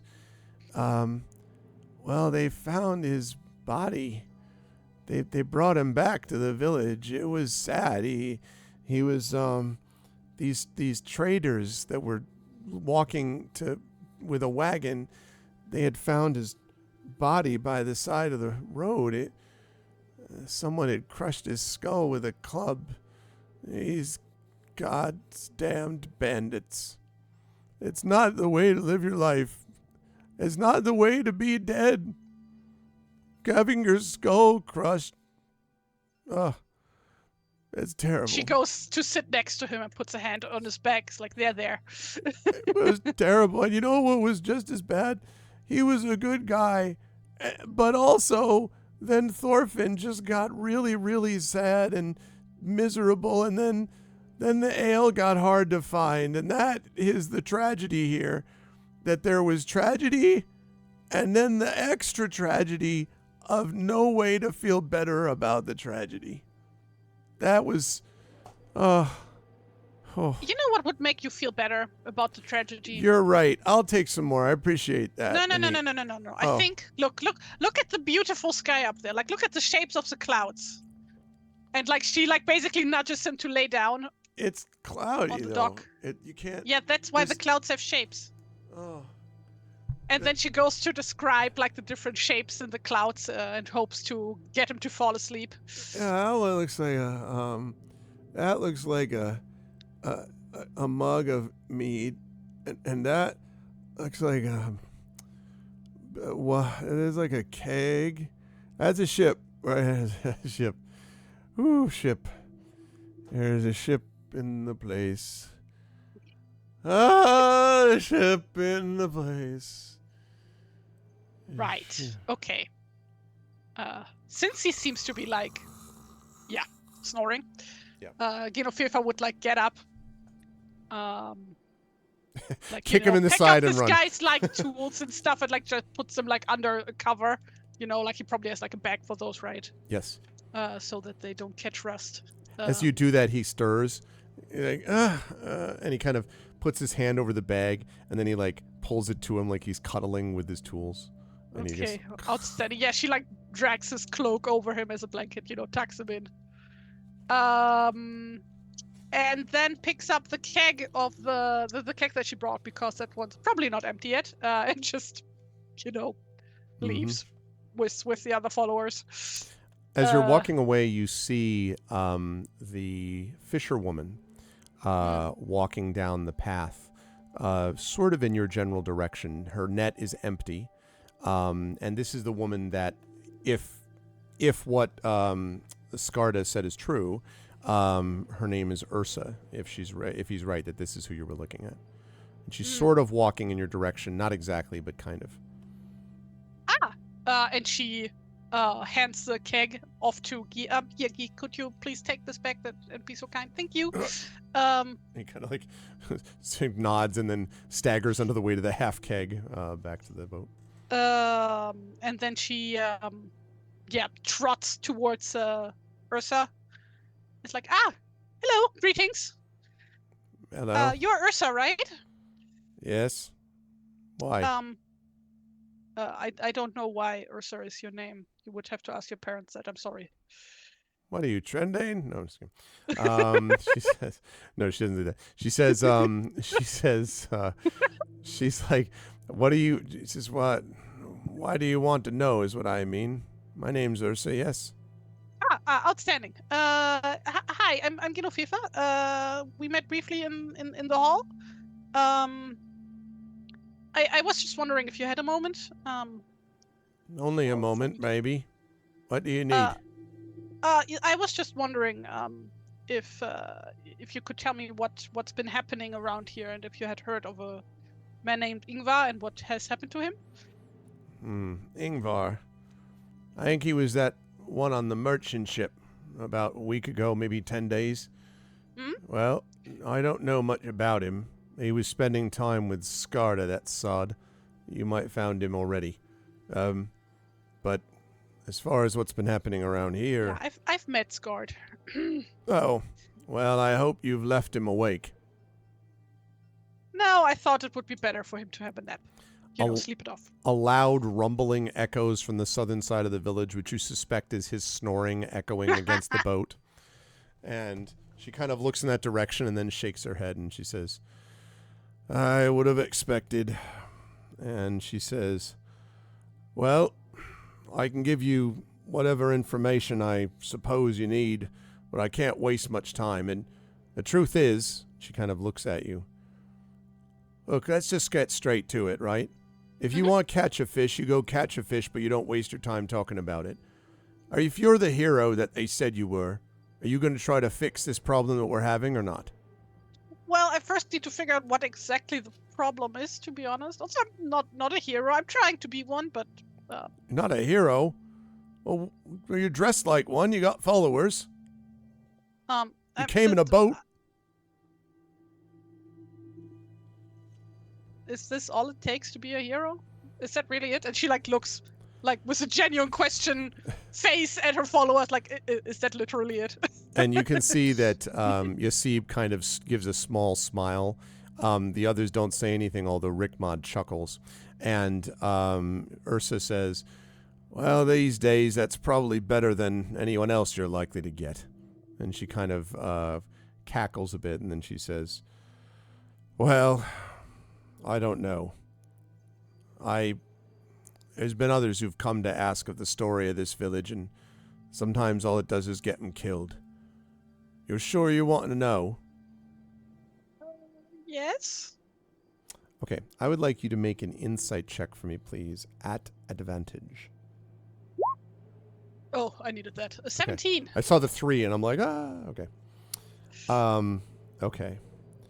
So she sort of looks at you and she says, all right, I'll tell you. Something has been happening to the people around here. They've been disappearing. Not all of them, mind. One of them, here or there. Thorfinn, he thinks it's all about bandits, but those of us who've lived here a while know better. And Thorfinn hasn't been the same since his boy left anyway. We don't know what's happening, but, well. And she kind of pauses and then looks around and she drops her voice and she says, all right, look. The truth has a way of finding its way to the surface, right? Like a fish to the net. Mm-hmm. So, I can only say this once. Just listen and take from it what you will. 8 years ago, Arn was traveling by sea to the settlement of Olmstad on the Isle of Home. It's up that way. And she points sort of like to the northwest. You vaguely remember that you might have seen kind of a rocky island out that way when you were first coming in towards this. And she says, there's a settlement, Olmstad, on the Isle of Home there. There was a troll that plagued the settlement for months, eating through their sheep and goats and other livestock. Winter was approaching, and common folk feared they wouldn't make it through the lean months, and the troll was going to eat them too. So Arn, he was brave and clever, and he went to the caves above the settlement. He spied upon the troll 2 days and 2 nights. He made notes of where it was haunting, its habits, what things it ate, all that sort of thing. And once he figured out a plan, he rallied 2 of the settlement's strongest warriors, and he led them to victory in a great battle. Arn was the only one to survive it, but there was a young boy who was a budding scope. He saw the fight, and he sang the tale of Arn and the warriors' daring and bravery to anyone who would listen, which was, frankly, not us after he sang it for the 75th time, but you know.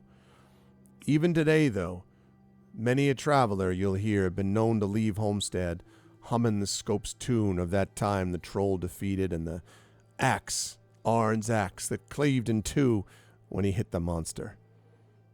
Well, if you're interested, you might want to seek out the boy. There's the scope that watched it. Well, he's now a grown man, and he's got some interesting truths to tell. You'd have to go over to the Isle of Home first, though. He's known just as the Scope of Homestead. You'll know him because he's always got his lyre with him. And, maybe he can give you more information about the living and the dead. Mm. And then she kind of purses her lips and she says, right, I got to get back out to fishing. I'll see you around here, I suppose. Let's be careful. There's strangers don't always do well in the land of the strange, they say. That's where we are. Well, thank you very much, and here's to good catching. And she nods and walks on with her net over her shoulder. So, what now?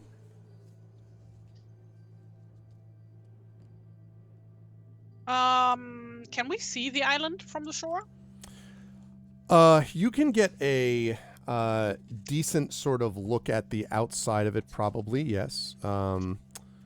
Let me see. In fact, I can bring you back to the map. Because if we go here, if you're right, here's you now. Yeah. That is the island that she's referring to. If you okay. judged by her sort of like direction. I see. And down this way, and I think it is. Let me just find the one. Ah, yes, a silent sanctuary, a monastery on a cliff by the coast. Which is here. Could it be Candlekeep? Um. Bum, bum, bum, bum, bum, bum, bum, bum, bum, bum, bum, bum.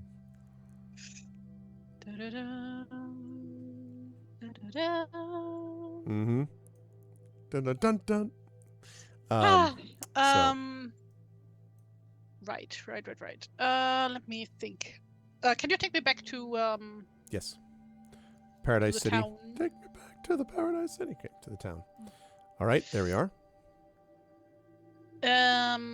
So what is like my current estimate of like how long would it take to get to Olmsted? So it looks, because you can even kind of vaguely make it out where you are. It's a fairly calm day. I mean, there's a breeze, but there's nothing like really extreme. Probably a couple hours by boat. So if you were to leave now, you'd probably get there by like mid-afternoon.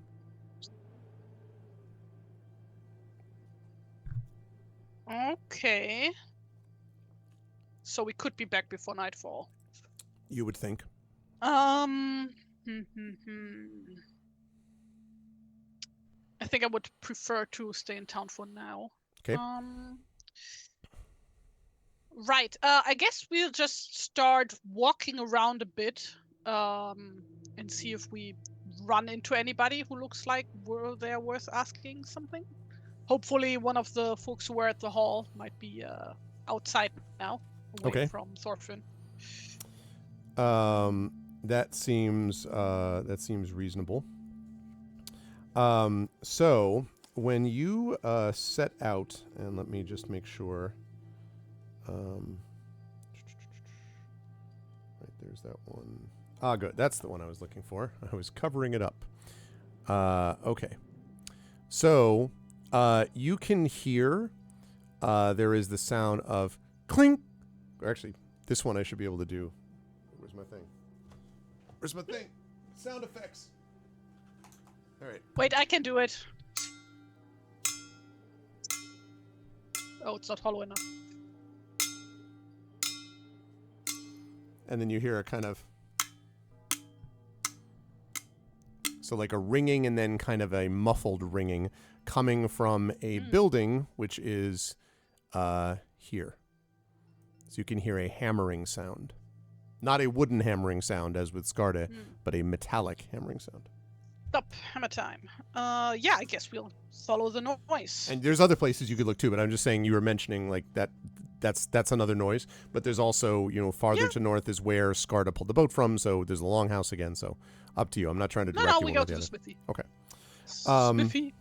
So when you get to closer to that spot and the hammering continues, you can see that the door is open.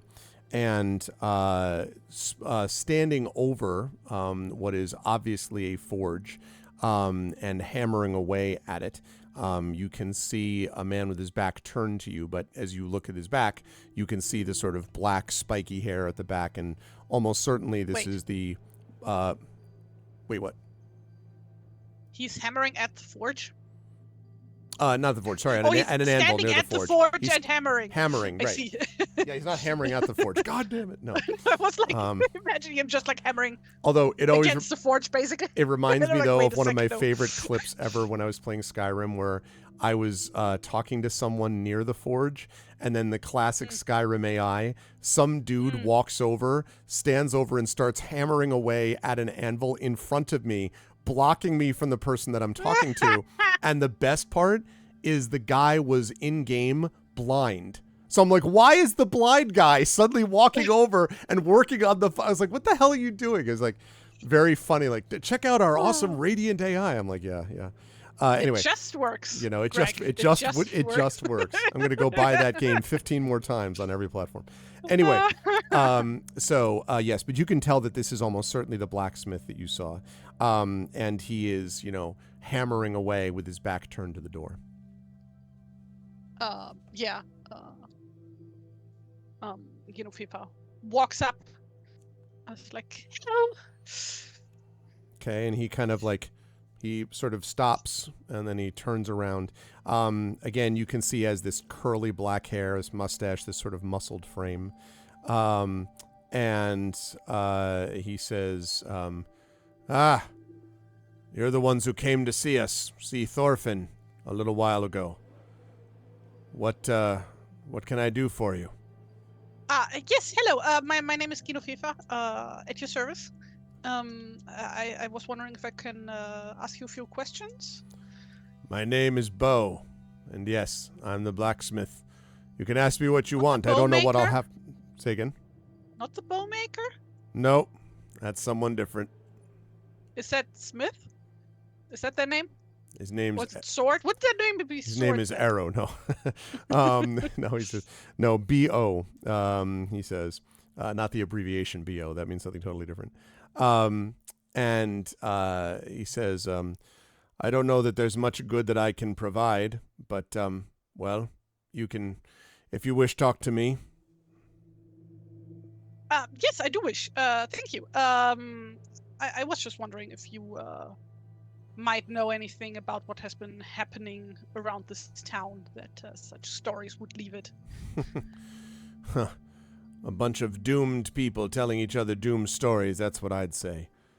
A bunch of people who are more interested in living their lives on their own and not helping others. There used to be some good people here, but they've grown frightened. Now they're as likely to knife you as look at you.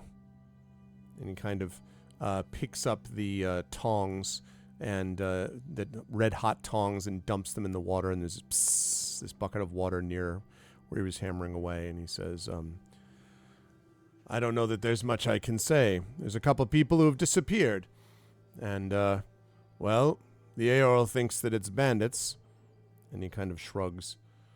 Maybe. I don't know that that's all that it is, but maybe. What would bandits want with people? And he kind of pauses and looks at you. I would like an insight check, please. 16. Yeah.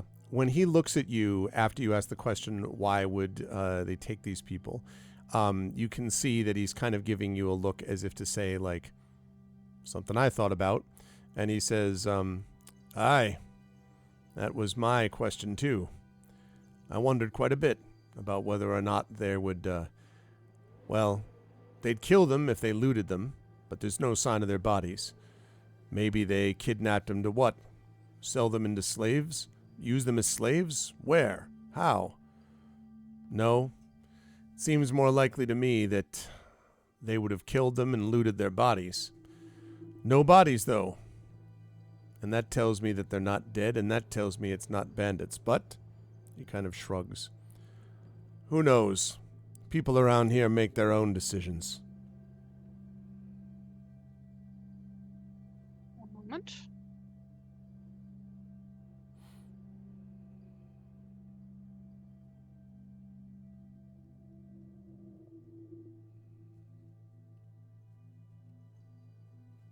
Any idea what it could have been? If it wasn't bandits? He sighs and he says, well,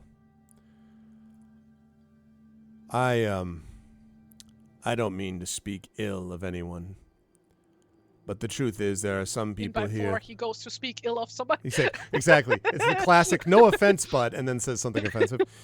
I don't mean to speak ill of anyone, but, well, if you think of things the right way, you can figure them out, I imagine. Let's be clear here. If it's not bandits and it's not raiders, then it's something else. And, well, 3 nights ago, I was coming home late. I had been out trying to find some new places that I might be able to mine some ore from. I heard this snoring, probably Skarda, that drunken buffoon. But I ignored it. Just a typical sound on a regular weeknight. But as I was walking through the town, I heard this sound. And I looked over. There was this creature. It was crouched over, looking like old. I thought For a minute it might be Frode. You saw him in there, that's the old man. Frode the Wise. But he was too tall to be Frode, and the face didn't look right. It was in the dark, but it was moonlit. When I got closer, I saw that it was standing next to something else that was tall. Well, when I came close, it saw me and then turned away. I didn't get a look at its face. I didn't know anything about it except it moved like no human I've ever seen. And once it was gone, I saw the other person it had been standing next to. She had red hair, tall and a spear. She spoke to this creature, or at least was standing next to it, but it didn't hurt her. Not a hair on her red, cursed head. Well, doesn't take too much to figure. You have a great warrior, like Hilda is. Imagine what it would be like if that great warrior decided to throw in her lot with the other creatures. It wouldn't be the first time she betrayed people for her own wishes. Now, I'd like an insight check on this because you can hear his voice is getting more strained as he talks about this. A natural one. Nothing remarkable at all. Blank thoughts, heads empty, right? Just like Yes, that's her. But either way, you can tell his voice is a little strained. And he says, anyway, if I were you, I would, who knows, but maybe someone is working with this thing, whatever it is. And maybe this is the thing that's been taking people out of the village, and maybe Hilda knows something about it. Maybe you should ask her what it's like, if you can get her to let go of her spear for long enough to look in your direction. Anyway, that's your business and hers. And he sort of turns, doesn't turn all the way away, but he kind of picks up again his hammer, his metal hammer. Do you also happen to know anything of a man named Ingvar? Ingvar? Oh, yeah, it was that merchant fellow. Maybe. I didn't spend much time with him. I saw him drinking with Skarda one night, but that's not a usual... Everyone who comes here drinks with Skarda eventually. You gotta be careful. If you don't get into that club, the I Drank with Skarda club, well, eventually you'll find out that everyone becomes a part of that club down the line. And outside, you very faintly hear a... That's a loud fucking snore, Jesus. Oh, that's why they made him the shipwright, because of all the wood he's been sawing? Ha ha! I see what you did there. Yeah. Yeah. And he says, Bo says, actually, he's a damn good shipwright, if he can stay sober long enough to do it. Well, do you happen to see Ingvar leave? Like, did he leave town? I think he did. His ship was here one day and gone the next. So, as far as I know, he left. I see. Well, I don't want to keep you any further then. So thank you very much, Bo. I see you around. All right. And he turns and then, again, starts doing the aforementioned,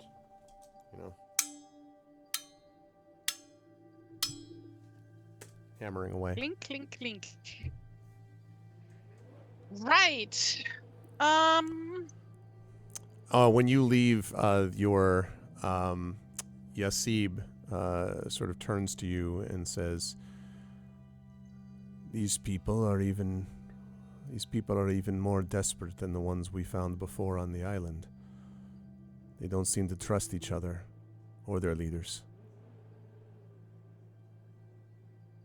Well, they do seem to trust me enough to share information with me, which is nice. Exactly. And doesn't that make you wonder why they're willing to trust a perfect stranger within several hours of her arrival, and they won't even talk to each other for more than 2 minutes? I thought it because I was being nice.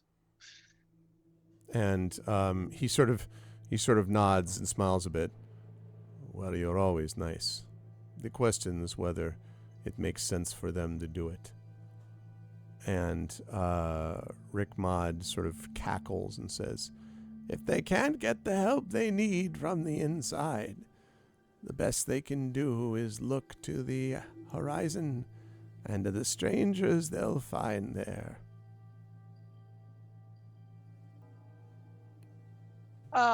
Sure. What you said.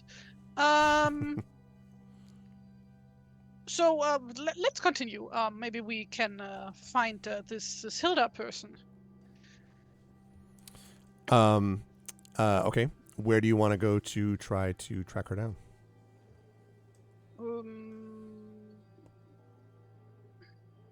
Does the hall have any windows? There are no windows in the hall. Okay. Right, I guess we'll just start walking around the village again and see who we see. Okay. Yeah, for the most part, you do not see anyone that you haven't already. You still hear the clanging from the house behind you. You see the dragging of the drag marks up to the house. But of course you don't see Scarred, who presumably is still sleeping it off on the other side of the boat. But you don't see anyone else. As I say, there are a lot of these sort of like, before they were suspicious, now they seem more curious, but still there's people kind of like, staring at you out of the window.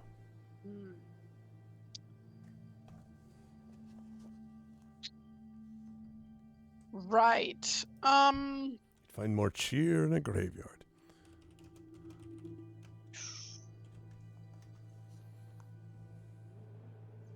Considering that the people are just like staring out of the window, they don't look like they want to talk, do they?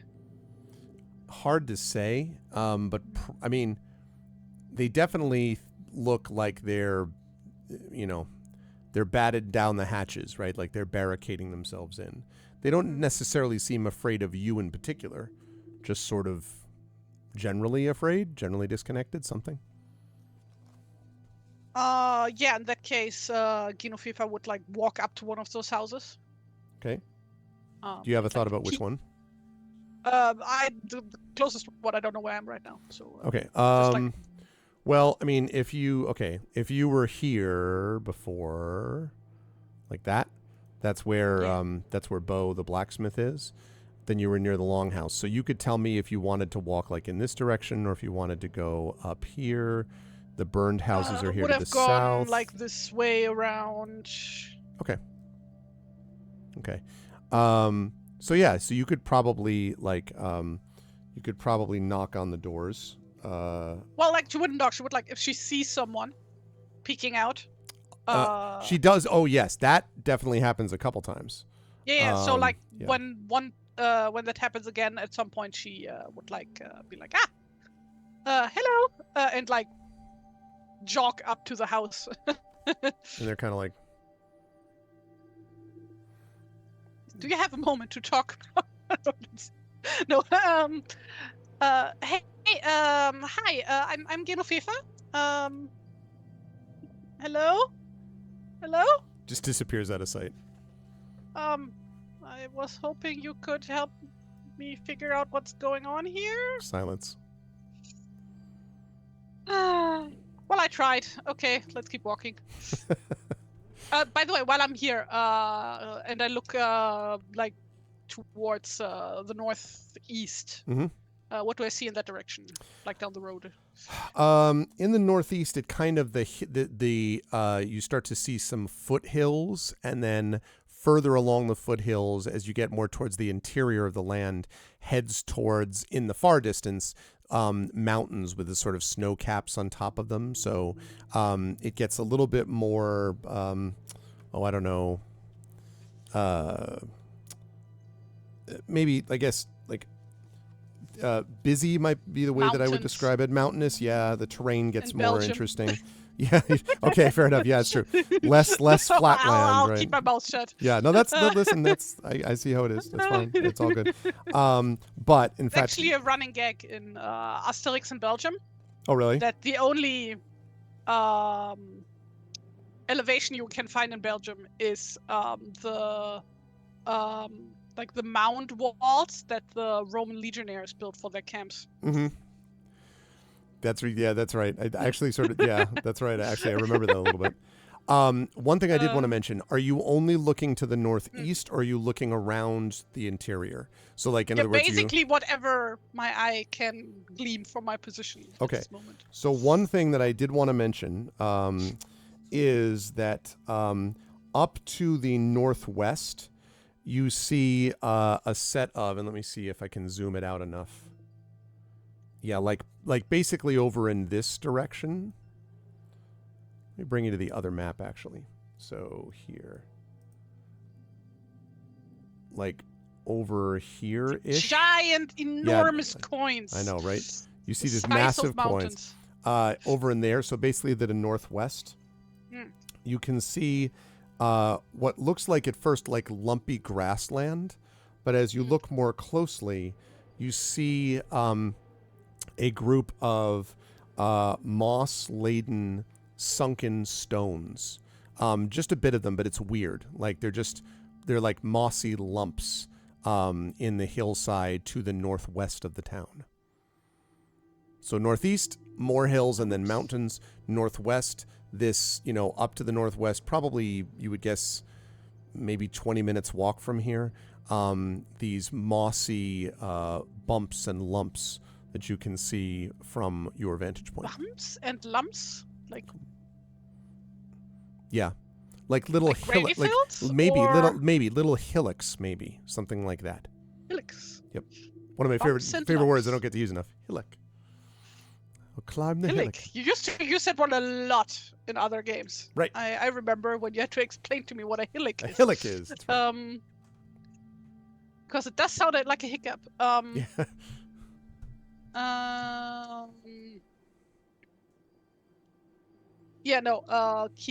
We basically make a round through the town, see if we spot anybody else. Okay.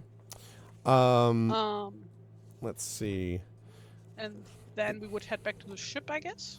Yeah, assuming that you're not going into any of the buildings I know you tried to go into the one building that didn't work out, but otherwise, unless there's a specific building, pretty much no. You do see an occasional, like I said before, you do see a guard once in a while.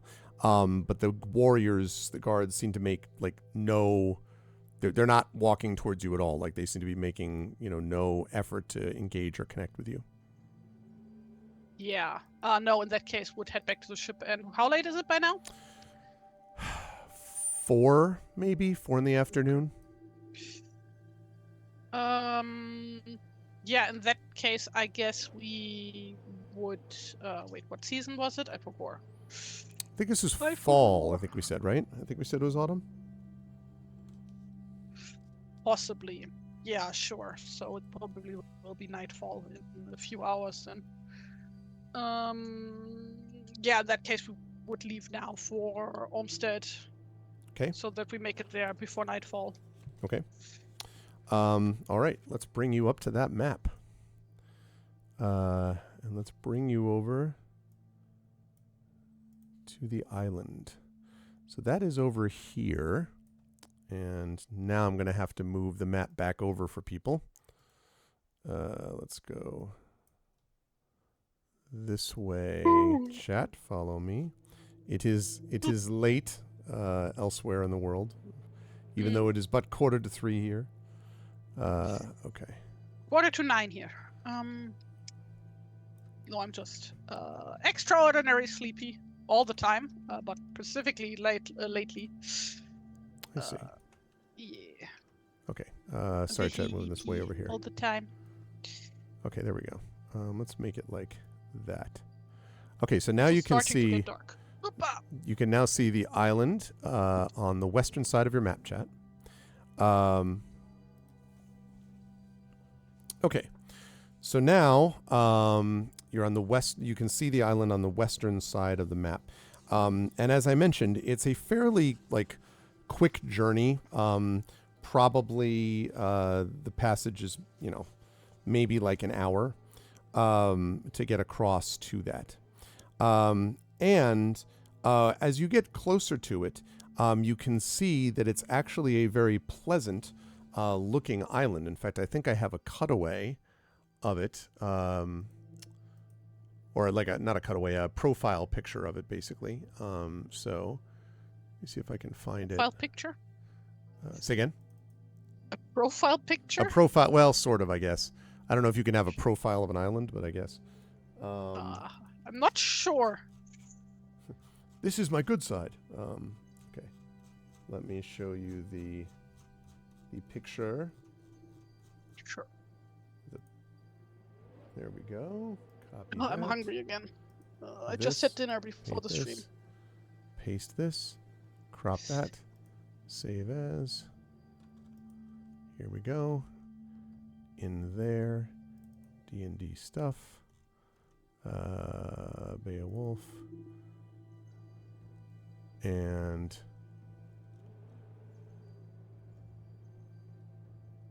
okay, and then we put that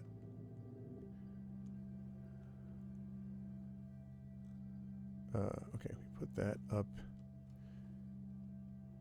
here. Yes. Sorry, I'm trying to it's not cooperating and I'm just having to move it somewhere. Okay, just save it out here. Like this, and then I'll move it over. All right, game, it's fine. Wait, what? Save as, yes. Oh, not there. I put it in this random folder that's not right. Okay, here we go. Save it here. That's more like it. Okay. Now we move it into here.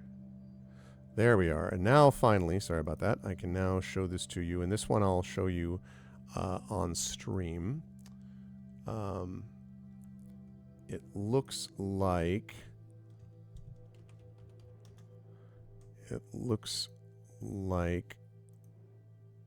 this. I wish I could get to everything faster. Okay.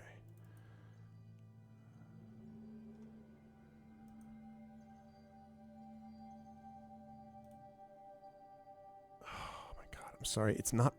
show me the thing. Why can I not find you? Why can't I find you? All right, fine, game. You win. Fine. I will put it here on the desktop, and never mind. I'll sort it out later. We'll edit it in post. All right. Okay. Sorry about that. Apologies. Don't know why my computer is doing that. Okay. So here we go. Let me try that again. Properties. Yes. Desktop. Okay, here we go. So sorry about that. Took a long time just to show you that. So there we go. You can see that compared to, and I put that on stream, you can see that compared to the island that you've just left, or I should say the coastline that you've just left, it looks much greener and sort of lusher than the land that you just left to. And there's only one settlement on the island, which is called Homestead, and that's the one that you actually see in that picture, which is kind of nestled along the rocky shoreline. There are dozens of stone houses with thatched roofs that are clustered right there around something, you know, if it's a central square or what. But you'll be able to see, you know, when you arrive. But there's something interesting as you get closer, and that is that you can hear coming from it some music. Party time! Yeah, you hear music coming from the shore. Wildly different than the place you just left. Very nice. Yeah, we keep going for the shore. Okay. So when you arrive, the crew pulls the boat up. You can tell that the crew is relieved to be in a place where there's actual, like, you know, noise. And you can see now that you're here that there are dozens of these stone houses that I mentioned, and they are clustered around a central square. And there are children that are playing at carding wool. You can see people sort of talking with each other, gesticulating. You can see what is a group of sheep going along behind a shepherd and talking to a man standing with a tray of what looks like bread. There are old men and women sitting in chairs, knitting and chatting with each other. There's a lot of laughter and happiness and talk and all that. It is night and day from the place that you just left. And as you are sort of coming into the settlement, I'm going to assume that you're going to do the same thing you did before, where you leave your crew and you're going to bring your followers. Is that right? Okay. When you walk into the town, you can see that there is a wizened woman who approaches. And I will show you what that woman looks like. She is... I'm going to put her over on the island. There we go. A man-eater? Coming in now. No, she's not. Okay. So she is a wizened woman. Matching hair. That's right. Yeah, that's right. That's right. And she is carrying with her a basket that's full of brightly colored yarn. And she lifts her arm to wave at you. And then when she does that, the basket falls from her group, and a bunch of yarn balls, like ochre yellow and cobalt blue and madder red and all these ones, like spill across the ground. And she says, "Oh!" And then she cries out and quickly kneels and starts collecting up the yarn. How far away is she? She's like right at the edge of the settlement as you're coming into it. So like not in the town square, but towards the outskirts of the town. No, I don't want to know where she is. I want to know how far away she is. Oh, she's, I don't know, 100 feet. You can see her from where you are. Okay. I regret asking. I don't know how much 100 feet is. I guess close enough that walking. It would take you 30 seconds to get to her, probably. Oh, okay. Yeah, then I jog up to her and help her pick up her stuff. Oh, thank you. That was how stupid of me. I saw you and I wanted to welcome you myself, and then... Well, now you can see when you're up too close to her that she has long white hair that's pulled into a thick braid. But one thing I want to note, Genevieve, is something you probably would appreciate here, is that there is intricate embroidery that you can see covering the yoke of her dress and that encircles the hem of her ankle-length skirt.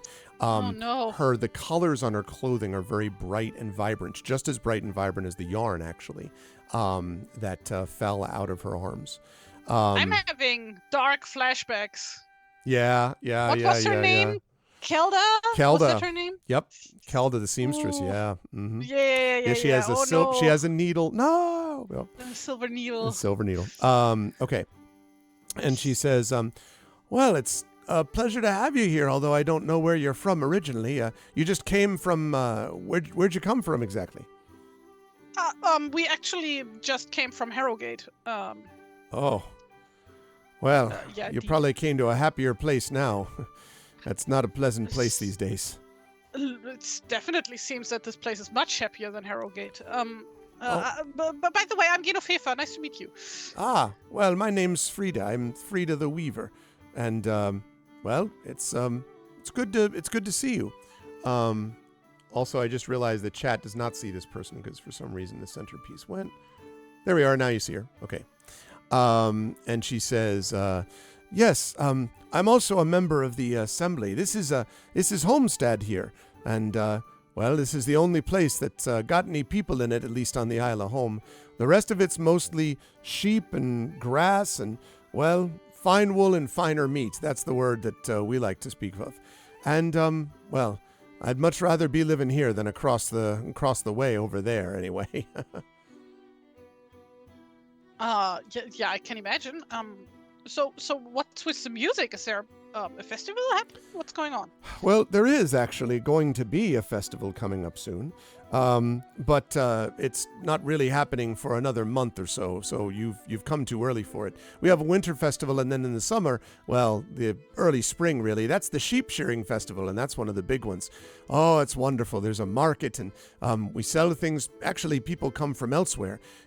I wasn't joking. The best clothing you can get and the best meat you can find right here on the Isle.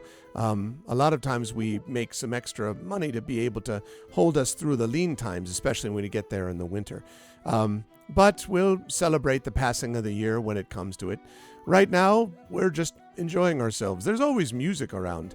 Do you don't have that where you come? Well, I mean, you wouldn't have it in Herrogate. Those people wouldn't know happiness if it hit them in the face. But anyway, there's always a song going on here of some kind or another. Oh, that does sound lovely. I mean, there's occasionally scouts and the likes playing where I'm from, but. Oh, you should go see the scope then. Well, his workshop's right nearby. If you're in the mood for the festival, well, the spring one that I was telling you about, we have always a great feast along with that festival to reenact Arn's historic victory against the troll. Without Arn, none of us would be here, actually. He was a good man. Right, so adventure is cancelled. Gilofif's just going to stay here indefinitely. She's like, Arn, yes. Actually, I came to ask about that, now that you mention it. Oh? About what? About Arn? Yeah, I was, I don't know. Where were you going anyway? Oh, well, I was actually I saw you and I turned away from where I was headed. I was actually just going to be going back to my home back there. And, it's in the center of the village, but I happened to see people coming. And, well, we try to welcome people here when we can. I thought you might be lost and I could direct you. And now that I've got all my yarn back, and by this point you've collected enough yarn, she says, I'll be able to take what I need. Don't forget, if you have anything that you need sewn or knitted, anything at all, I'm the person to come and talk to. Everyone knows Frida the Weaver. I'm the best weaver in these parts, although don't tell anyone I said so. They might take it the wrong way. But I am really the best. If I do say so myself. My grandmother was the one who taught me, and she was the best weaver I think the Wales coast has ever seen. The Whale Road has ever seen. Sorry. How about we walk a bit with you, and you can tell me about the thing with Arn and the troll? Oh, certainly. Well, if it's just the festival, that's fine. Well, there's not very much to say, but well, yes, come with me. So she kind of gestures that you should continue with her, and she stands up and starts moving. And as she talks, you can see there are some people who look over at you curiously, but whereas before the people were doing the, staring at you from the houses, these people sort of look, they smile, some of them kind of wave or they nod pleasantly at you. Some of the kids look at you and then they lose interest immediately because they just want to go back to playing or whatever. Completely different vibe, right? And as she's walking towards the center of the village, she says, well, the way it works is that every spring we gather to celebrate the day that Arn defeated the troll and freed us. Well, at the center of the festival, there's a reenactment of the battle. It's very exciting, especially the young people get into that one. There's a lamb that's tied to a stake in the clearing just outside the troll's cave. A person wearing a troll costume, out of game, I apologize, Emily, for what I'm about to say next, emerges and kills the lamb. Yes, that's what they do. But just as the trolls poised a feast, another person, and that one's dressed as the hero Arn. I remember my husband played him one year. That was a great day for him. Anyway, he leaps from the bushes, and then Arn deals the killing blow to the troll with an axe, and she kind of does the air quotes. Then the axe head splits in two. We have a special wooden axe that we made to do just that. Very exciting. And then everybody cheers. The scope comes out and carries the remaining half of the axe head. That's the original, mind you, not the one that's there. It's the original axe head that Arn himself wielded.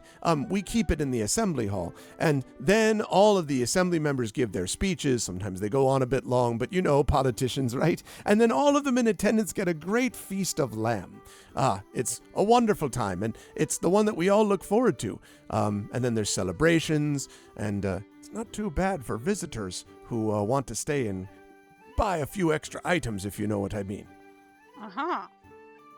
By this point, she's almost in the center of the square. Have a magic troll-killing axe here. That's great. That totally wouldn't have been helpful a while ago.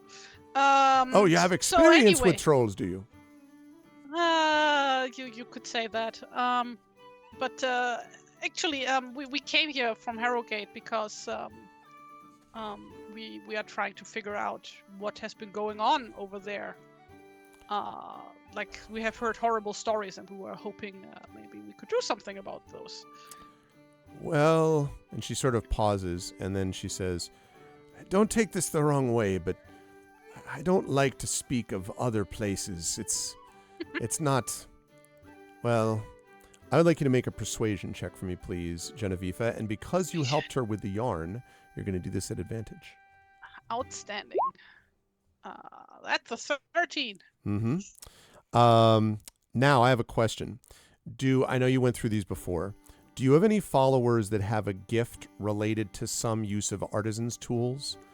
Like, or is it just her with the brewing, maybe?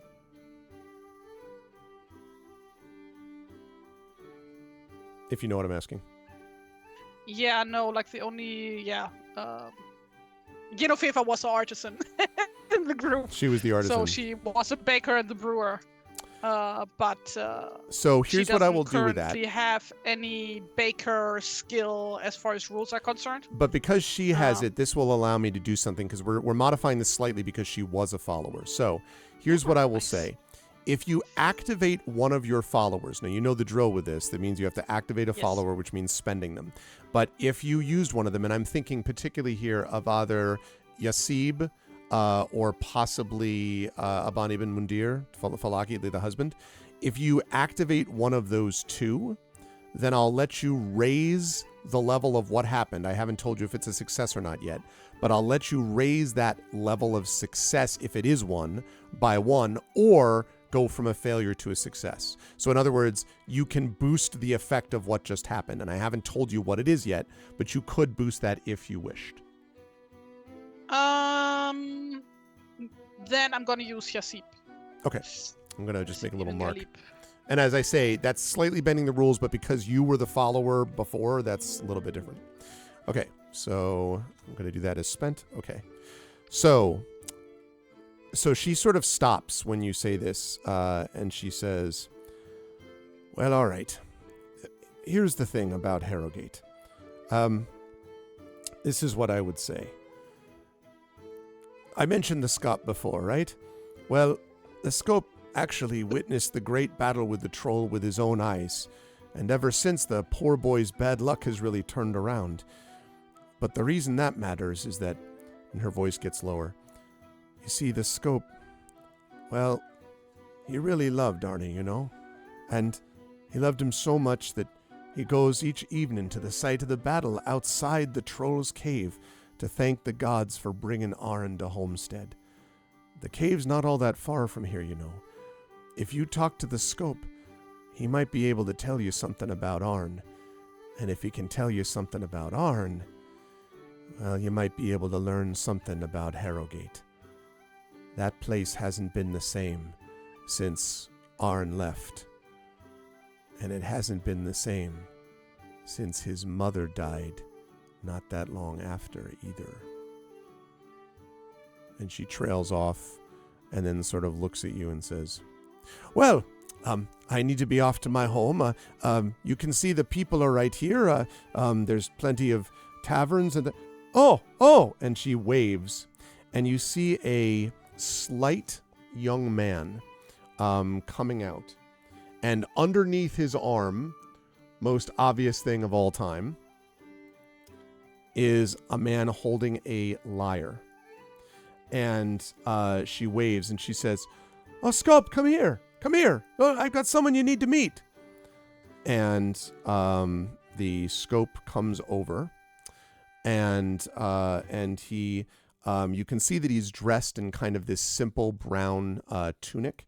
And his shaggy hair is spilling out from beneath his fur-trimmed leather cap.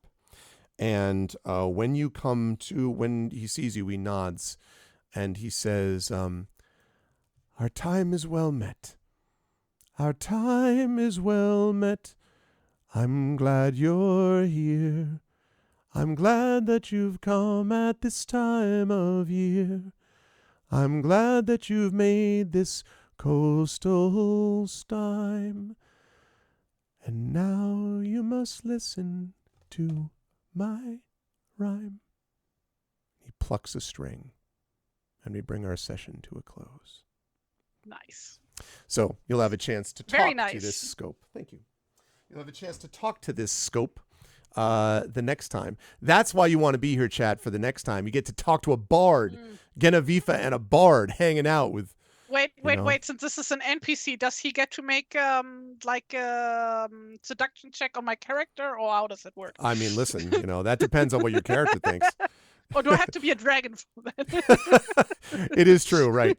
Yeah, all of a sudden, you can see it's just like, I see, yes. It's going to be Amal with, oh gosh, right? Like just, not. Oh my God! I don't know. Oh, it you have wasn't such nice arms. Everyone I know immediately, everyone's like, man, tell me more about the arms. I'm like, anyway. So fun times. And you actually got a fair bit, at least, of the early stages of this investigation going.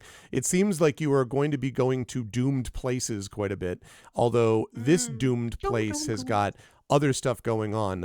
Obviously, the people that you started chatting with who were kind of like, go away, doomed person, and then even the people who would talk to you are all sort of like unfriendly, especially when you get to this nice place, which is like super Lovelyville, and it sort of sets off whatever's going on at Herrogate. Yeah, this is probably completely without issues, this place, definitely. Yeah, sure, that's fine. Yeah, what could possibly go wrong? Absolutely, it's a resort town, right? Like, why would you, Yeah, absolutely. But it was fun to see it, and I really am enjoying how different Genevieve is. I love the fact that you were like, wait, I'm the hero? Like, all the people are gathered looking at you, and they're like, well, yeah, what the hell are you doing here? You have a boat, you have followers, and you're like, yeah, I guess. It was very funny to watch that, and I'm going to be very curious to see what Genevieve thinks of the people around them. Like, I imagine Runesild would have been way different in dealing with Thornville, right? It would just been like, you need to shut up and tell me what or whatever. Yeah, she would have just gone in and punched him. Exactly. Like, exactly. What the fuck are you telling What's going on? Yeah, like, tell me what I need to know. Where's Rachel? But instead, Rachel! She would have totally Batmaned it, and Genevieve is like, thanks, let me. So anyway, so how did, and I guess I want to, kind of people. I want to ask you, like, how did you feel about today? But specifically what I want to ask is there anything else you learned about Genevieve today as you were playing her? And then where will the fine folks see you next? What did I learn about her? If anything, I mean, if you didn't, but I'm just curious. Well, like, the thing is, because I only have played her once, I kind of had to like remember what I had already established about her. Right. Last time. But like, I guess last time I didn't really play to her airheadedness, which I tried to play up more this time around, because that is like one of the character traits I gave her back when she was a follower. So I hope that came through. Yes. It's like, wait, why is your name Bo if you are the smith? Absolutely. That although she also, I mean, it's kind of this like pleasant naivete or something, like, she's not an idiot. She's just sort of like, no, she's just an airhead. Yeah, right. So that's just, fair. So there's some more of that than then came through. That's so yeah, I want to play up that part more, because I don't think I've ever played a character like that who's just like easily distracted by weird stuff like that. Yeah. Or like picking up on the wrong things and just rolling with them. Yep. So also just like being nice, a nice person. I never play nice people. All the characters I always play are a bit well, not necessarily mean, just like a bit more selfish like that, I guess. Right, or without social graces per se, right? Like, I mean, yeah. But this is like stretching what you do then in terms of your play, right? Like, I mean, it's broadening that kind of thing. Yeah. Really like coming up with actually different characters. That's like one of the things that I always found very unrelatable when I hear other players who like basically, like when they say like they basically play the same character over and over again. I'm like, why? Yeah. Like, no, this is not me dunking on folks. I want to specify that's like a perfect developed way to play, but like, it's not me. I do want to play different characters every time. Yep. Totally get that. I get a little bit of the benefit as the game master of getting to do that automatically, because there's always these different personalities that are around. So yeah, definitely. So yeah, I had a grand old time, a gay old time, as I said in the old times. That's right. So yeah, this was a lot of fun. I don't know when the next need to figure that out. Like next month is gonna be a bit chaotic. I don't know if we're gonna stream. Whoop, you broke. Yeah, I don't. Well, next week. Test. True. Yeah, I hear you. We are going to yeah. definitely stream next Tuesday. In fact, this will be the last. Next Tuesday will be my last pre-Gen Con stream because we're going to do our Fighting Fantasy game book illustration stream next week. So it'll be nice and chill. And then the next Which time book are we doing? We are finishing Slaves of the Abyss. I think we figured that the last we haven't finished that one yet. That's okay. but we figured that that's the last one because of wherever we are in the book. So. Yeah, and then the next time I'll see you after that will be in London, as Emily pointed out. You'll be Londinium. There. Let's go. In Londinium, that's right. Yeah. Where should people find you online, Tari? You can find me on Blue Sky, on Tumblr, and on Kara at TariToons, where you will find me posting my arts and stuff. You still liking Kara? Yes, very much. Okay. So. Been a bit slow lately, because like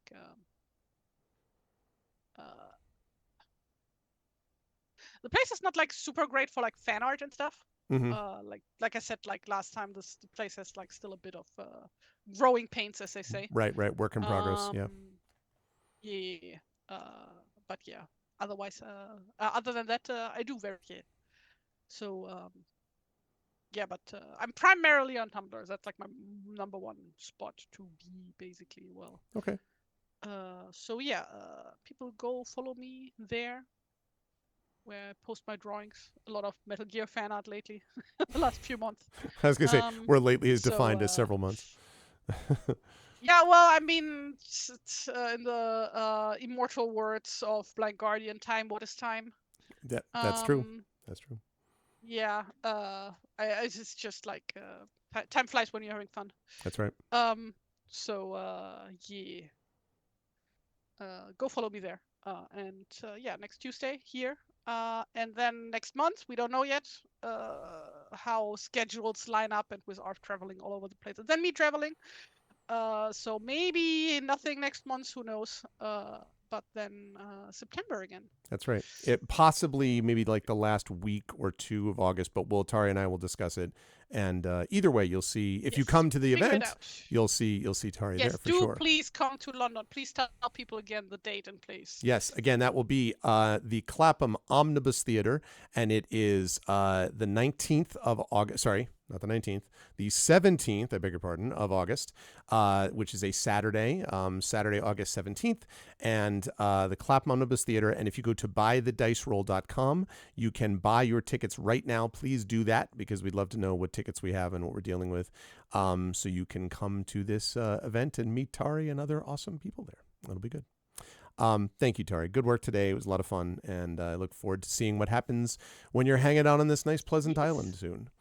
But otherwise, thank you. I'll see you next week for the illustration. Probably gonna get murdered. That's like the case with where people are so nice. You'll just get overcharged at a hotel, and cultists. it'll be fine. It's all cultists. Yeah, they're all cultists. That could happen. It could be Wicker Man, but I'm sure it won't be. Like it's. No. Not the Bees. It'll be fine. Never actually seen that movie, but I do know the Not the Bees meme. But yeah. So yeah, thank you for having me. Thank you, Tari. Good night. Thank you. Sleep well. Talk to you soon. And Bye-bye. Jack, we get some love for Tari. Thank you, Tari. Bye for now. Bye. There we go. All right. Well, as the time continues to move on with Beowulf, that was fun.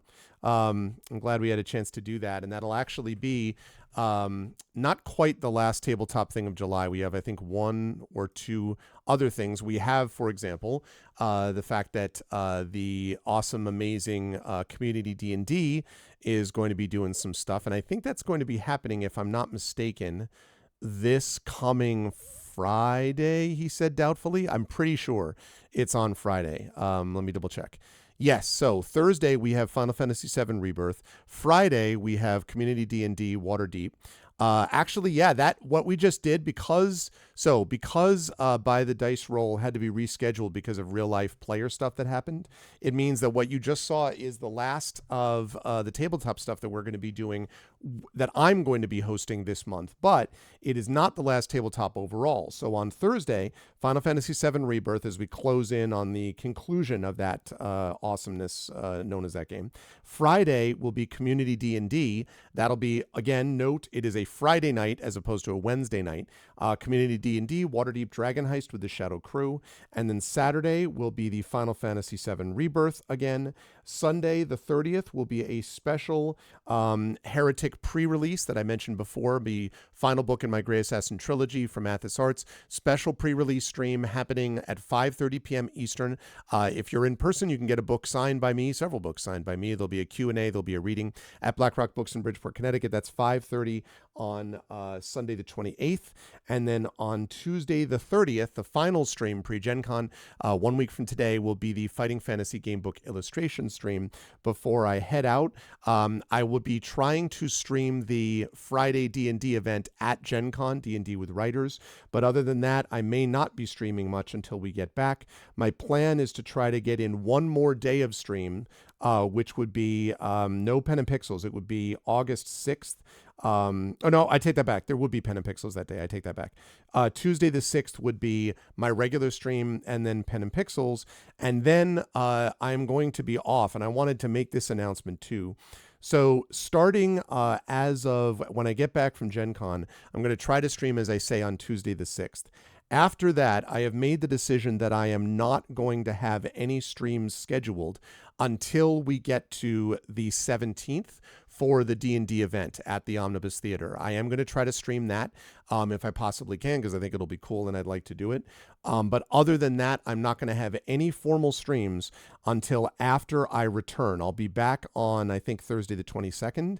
So my next regular stream will not be until Saturday the 24th. So basically, I have Tuesday the 6th streams. Then I will be off the 8th, 10th, 13th, 15th, 17th, 20th, and 22nd.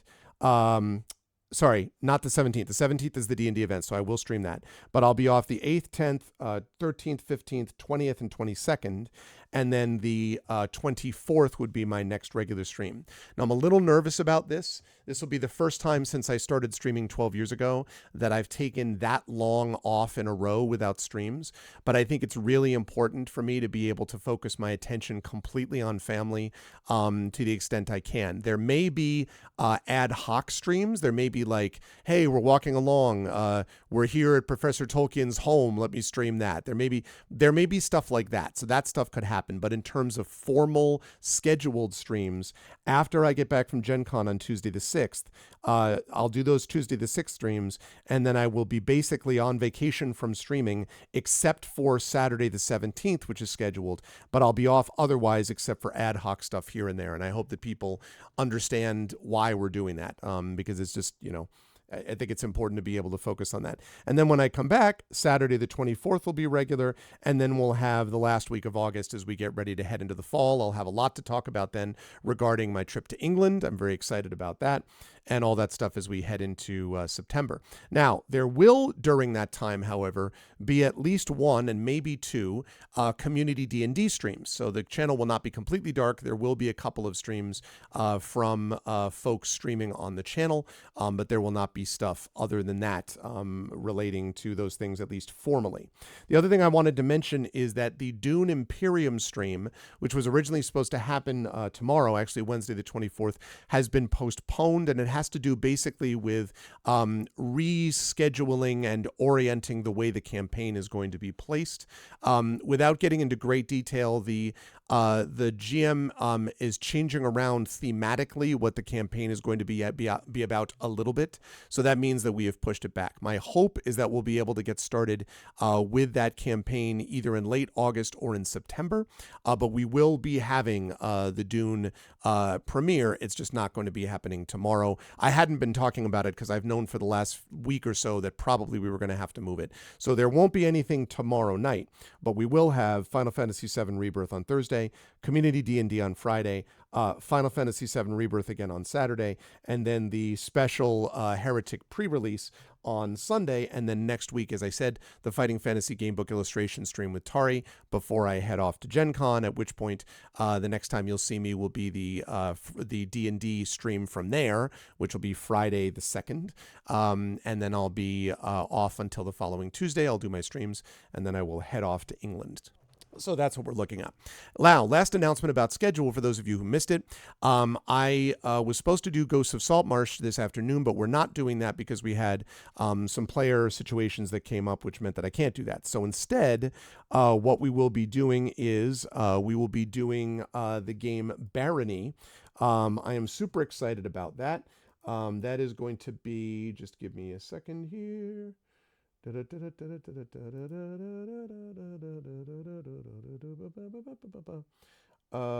Okay. Right. Good. Okay, cool. So yes, I'm just noting it. So I'm going to be playing Barony this afternoon over on GOGcom's Twitch channel at 4 p.m. Eastern. So please join us for some multiplayer fun. It's going to be a good time. Barony is weird and crazy and fun, so I'm going to be having fun with that. So definitely join us for that.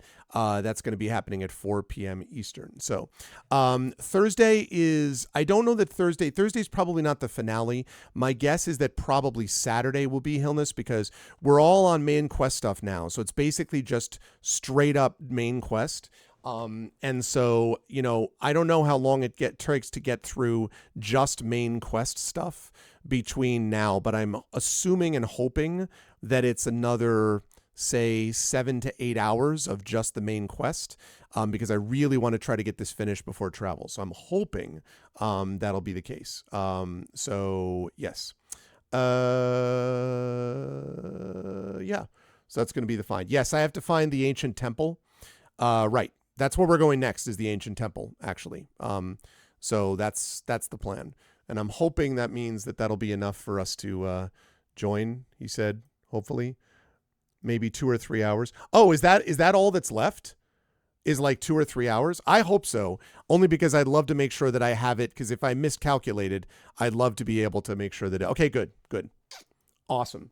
I'm glad. That means that that'll work. If that turns out to be true, that would be perfect, because I'll finish it just before I leave there, and then when I get back, we'll have some new stuff to go over. I've loved the game so much, but you know, it'll be time to move on. I have played quite a bit about it, so it'll be good times.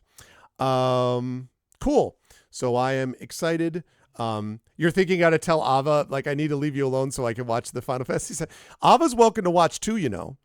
Ava's welcome to watch too. You can always do that. I mean, listen, that's totally cool. I'm all about that. That's no problem. Would love to have to be, you know, we'll see. But anyway, so that, however, chat, is going to do it for me here, although it's not going to do it for me overall, because I am now going to head over, and as I say, in about 40 minutes, I will be over at GOGcom's Twitch channel with Pen and Pixels playing some Barony. If you liked and saw what you heard today, please follow us here on the channel. Please check out our YouTube at !ArvTube, and thank you to those of you who are watching me on YouTube today. My Discord is !ArvCord. Please spread the word by way on the YouTube. Please spread the word about that channel and about the word. Please spread the word about my Gen GM's channel, the show that I do with one Mr. Zach Clay. It would be lovely if you could spread the word about that. Okay, cool. That sounds good, Helmus. Yeah, so that's perfect. That's good. So yes, please make sure that you do that. That is, what was I saying? So that's !ArvTube. !ArvCord is the Discord channel where you can hang out with your Arvanauts in between streams. Twitter, !ArvTweets. Blue Sky, !ArvSky. Website, arvanelleron.com. Remember, that website is also where you'll be able to find links to our new upcoming podcast. For those of you who missed it, I'm going to be doing a podcast with Carlos Hernandez, Claire Cooney, Adam Petrosino, and Zach Clay. They are going to be continuing the Forbidden Library adventure, basically in between parts 2 and 3 of my Forbidden Library series. This is not going to be live streamed. It's going to be recorded. The vidcast part of it, I think, is going to be not as big a deal as the audio cast of it. But I am excited to be able to do it and to bring everybody together for this thing. And we're going to be releasing it over the next few months. So we're going to do our first recording of it this coming Friday. And then, as I'm going to be talking to Triffid about, we're going to be getting it edited and posted after that. So it's going to be good times. I am excited for that podcast. So in any case, that's the podcast for that stuff happening. Again, I mentioned, I believe, the shop, ! Arv Shop, my merchandise area. Patreon is ! Arv Treon. That's really the financial backbone of the channel. So please do support us over there, as well as subbing to the channel, which gets you those custom sub badges and emotes to use here, there, and everywhere across Twitch. On the publishing side, ! Icarus. That's my graphic novel from Athos Arts. ! Library is my best-selling tales and tomes from the Forbidden Library, my 5e adventure and source book, which I've just spoken about, and ! Greyshade. That is my Greyshade IP. Greyshade and Renegade, first 2 books in the Grey Assassin trilogy, critically acclaimed and award-winning. You can get those right now at that link. You can also get the audiobook of Greyshade from our very own Trent Sparks. You can also pre-order the tabletop role-playing game of Greyshade, which will be out late this year, coming to you from Brandon O'Brien as the lead designer and from Alligator Alley Entertainment. And ! Greyshade will also let you get over to Heretic, which is the final book in the Grey Assassin trilogy, which will be releasing 1 week from today to the general public, but also, so that'll be releasing 1 week from today, but also on Sunday, we will have that special pre-release event at BlackRock Books, where you can get those books in person for Heretic, and all the others for that matter. So if you want to get all that stuff, please make sure to come to BlackRock Books, but also, if you're not going to be able to get to that, please do go and pre-order them now, and we will be able to get these books for you and send them off to you when you make that link. That's going to be cool. I did see Brandon's super exciting news, and a little birdie may have told me about that super exciting news a bit ahead of time. Yes, Brandon O'Brien is the poet laureate of Seattle Worldcon. And we have there's other information about Worldcon coming soon that I know about too, which is pretty cool. So I'm excited for that. But yes, congratulations to Brandon O'Brien. He's the poet laureate of the 2025 Worldcon, which is super cool. Obviously very well deserved.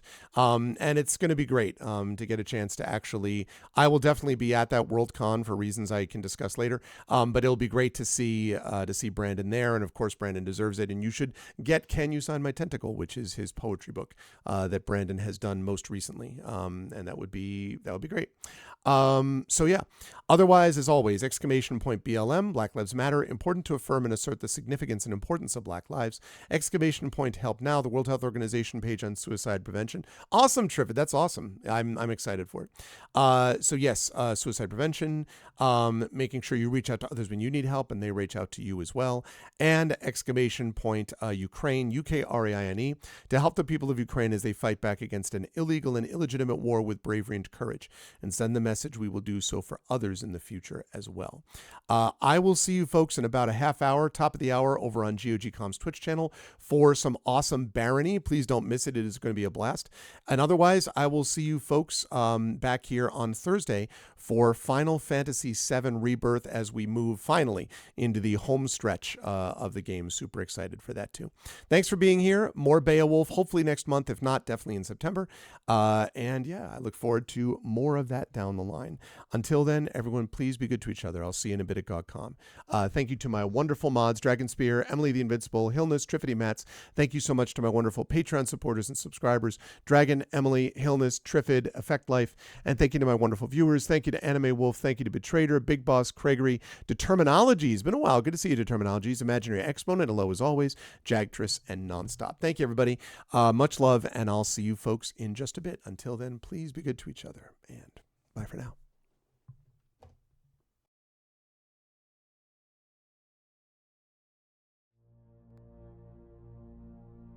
Then on the strand, with steeds and treasure, and armor their roomy and ring-dight ship was heavily laden. High its mast rose over Hrothgar's hoarded gems.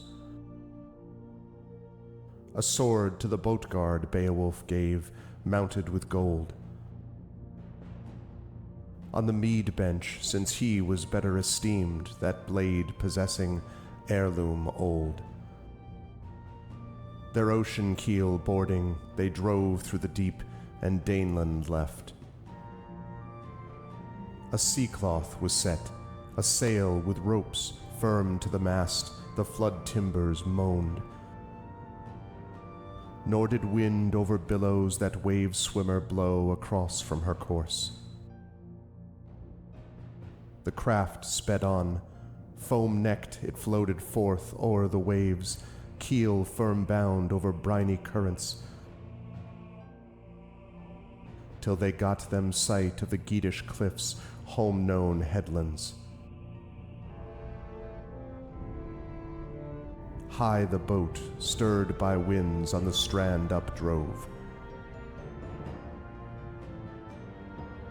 Helpful at haven the harbour guard stood, who long already for loved companions by the water had waited and watched afar.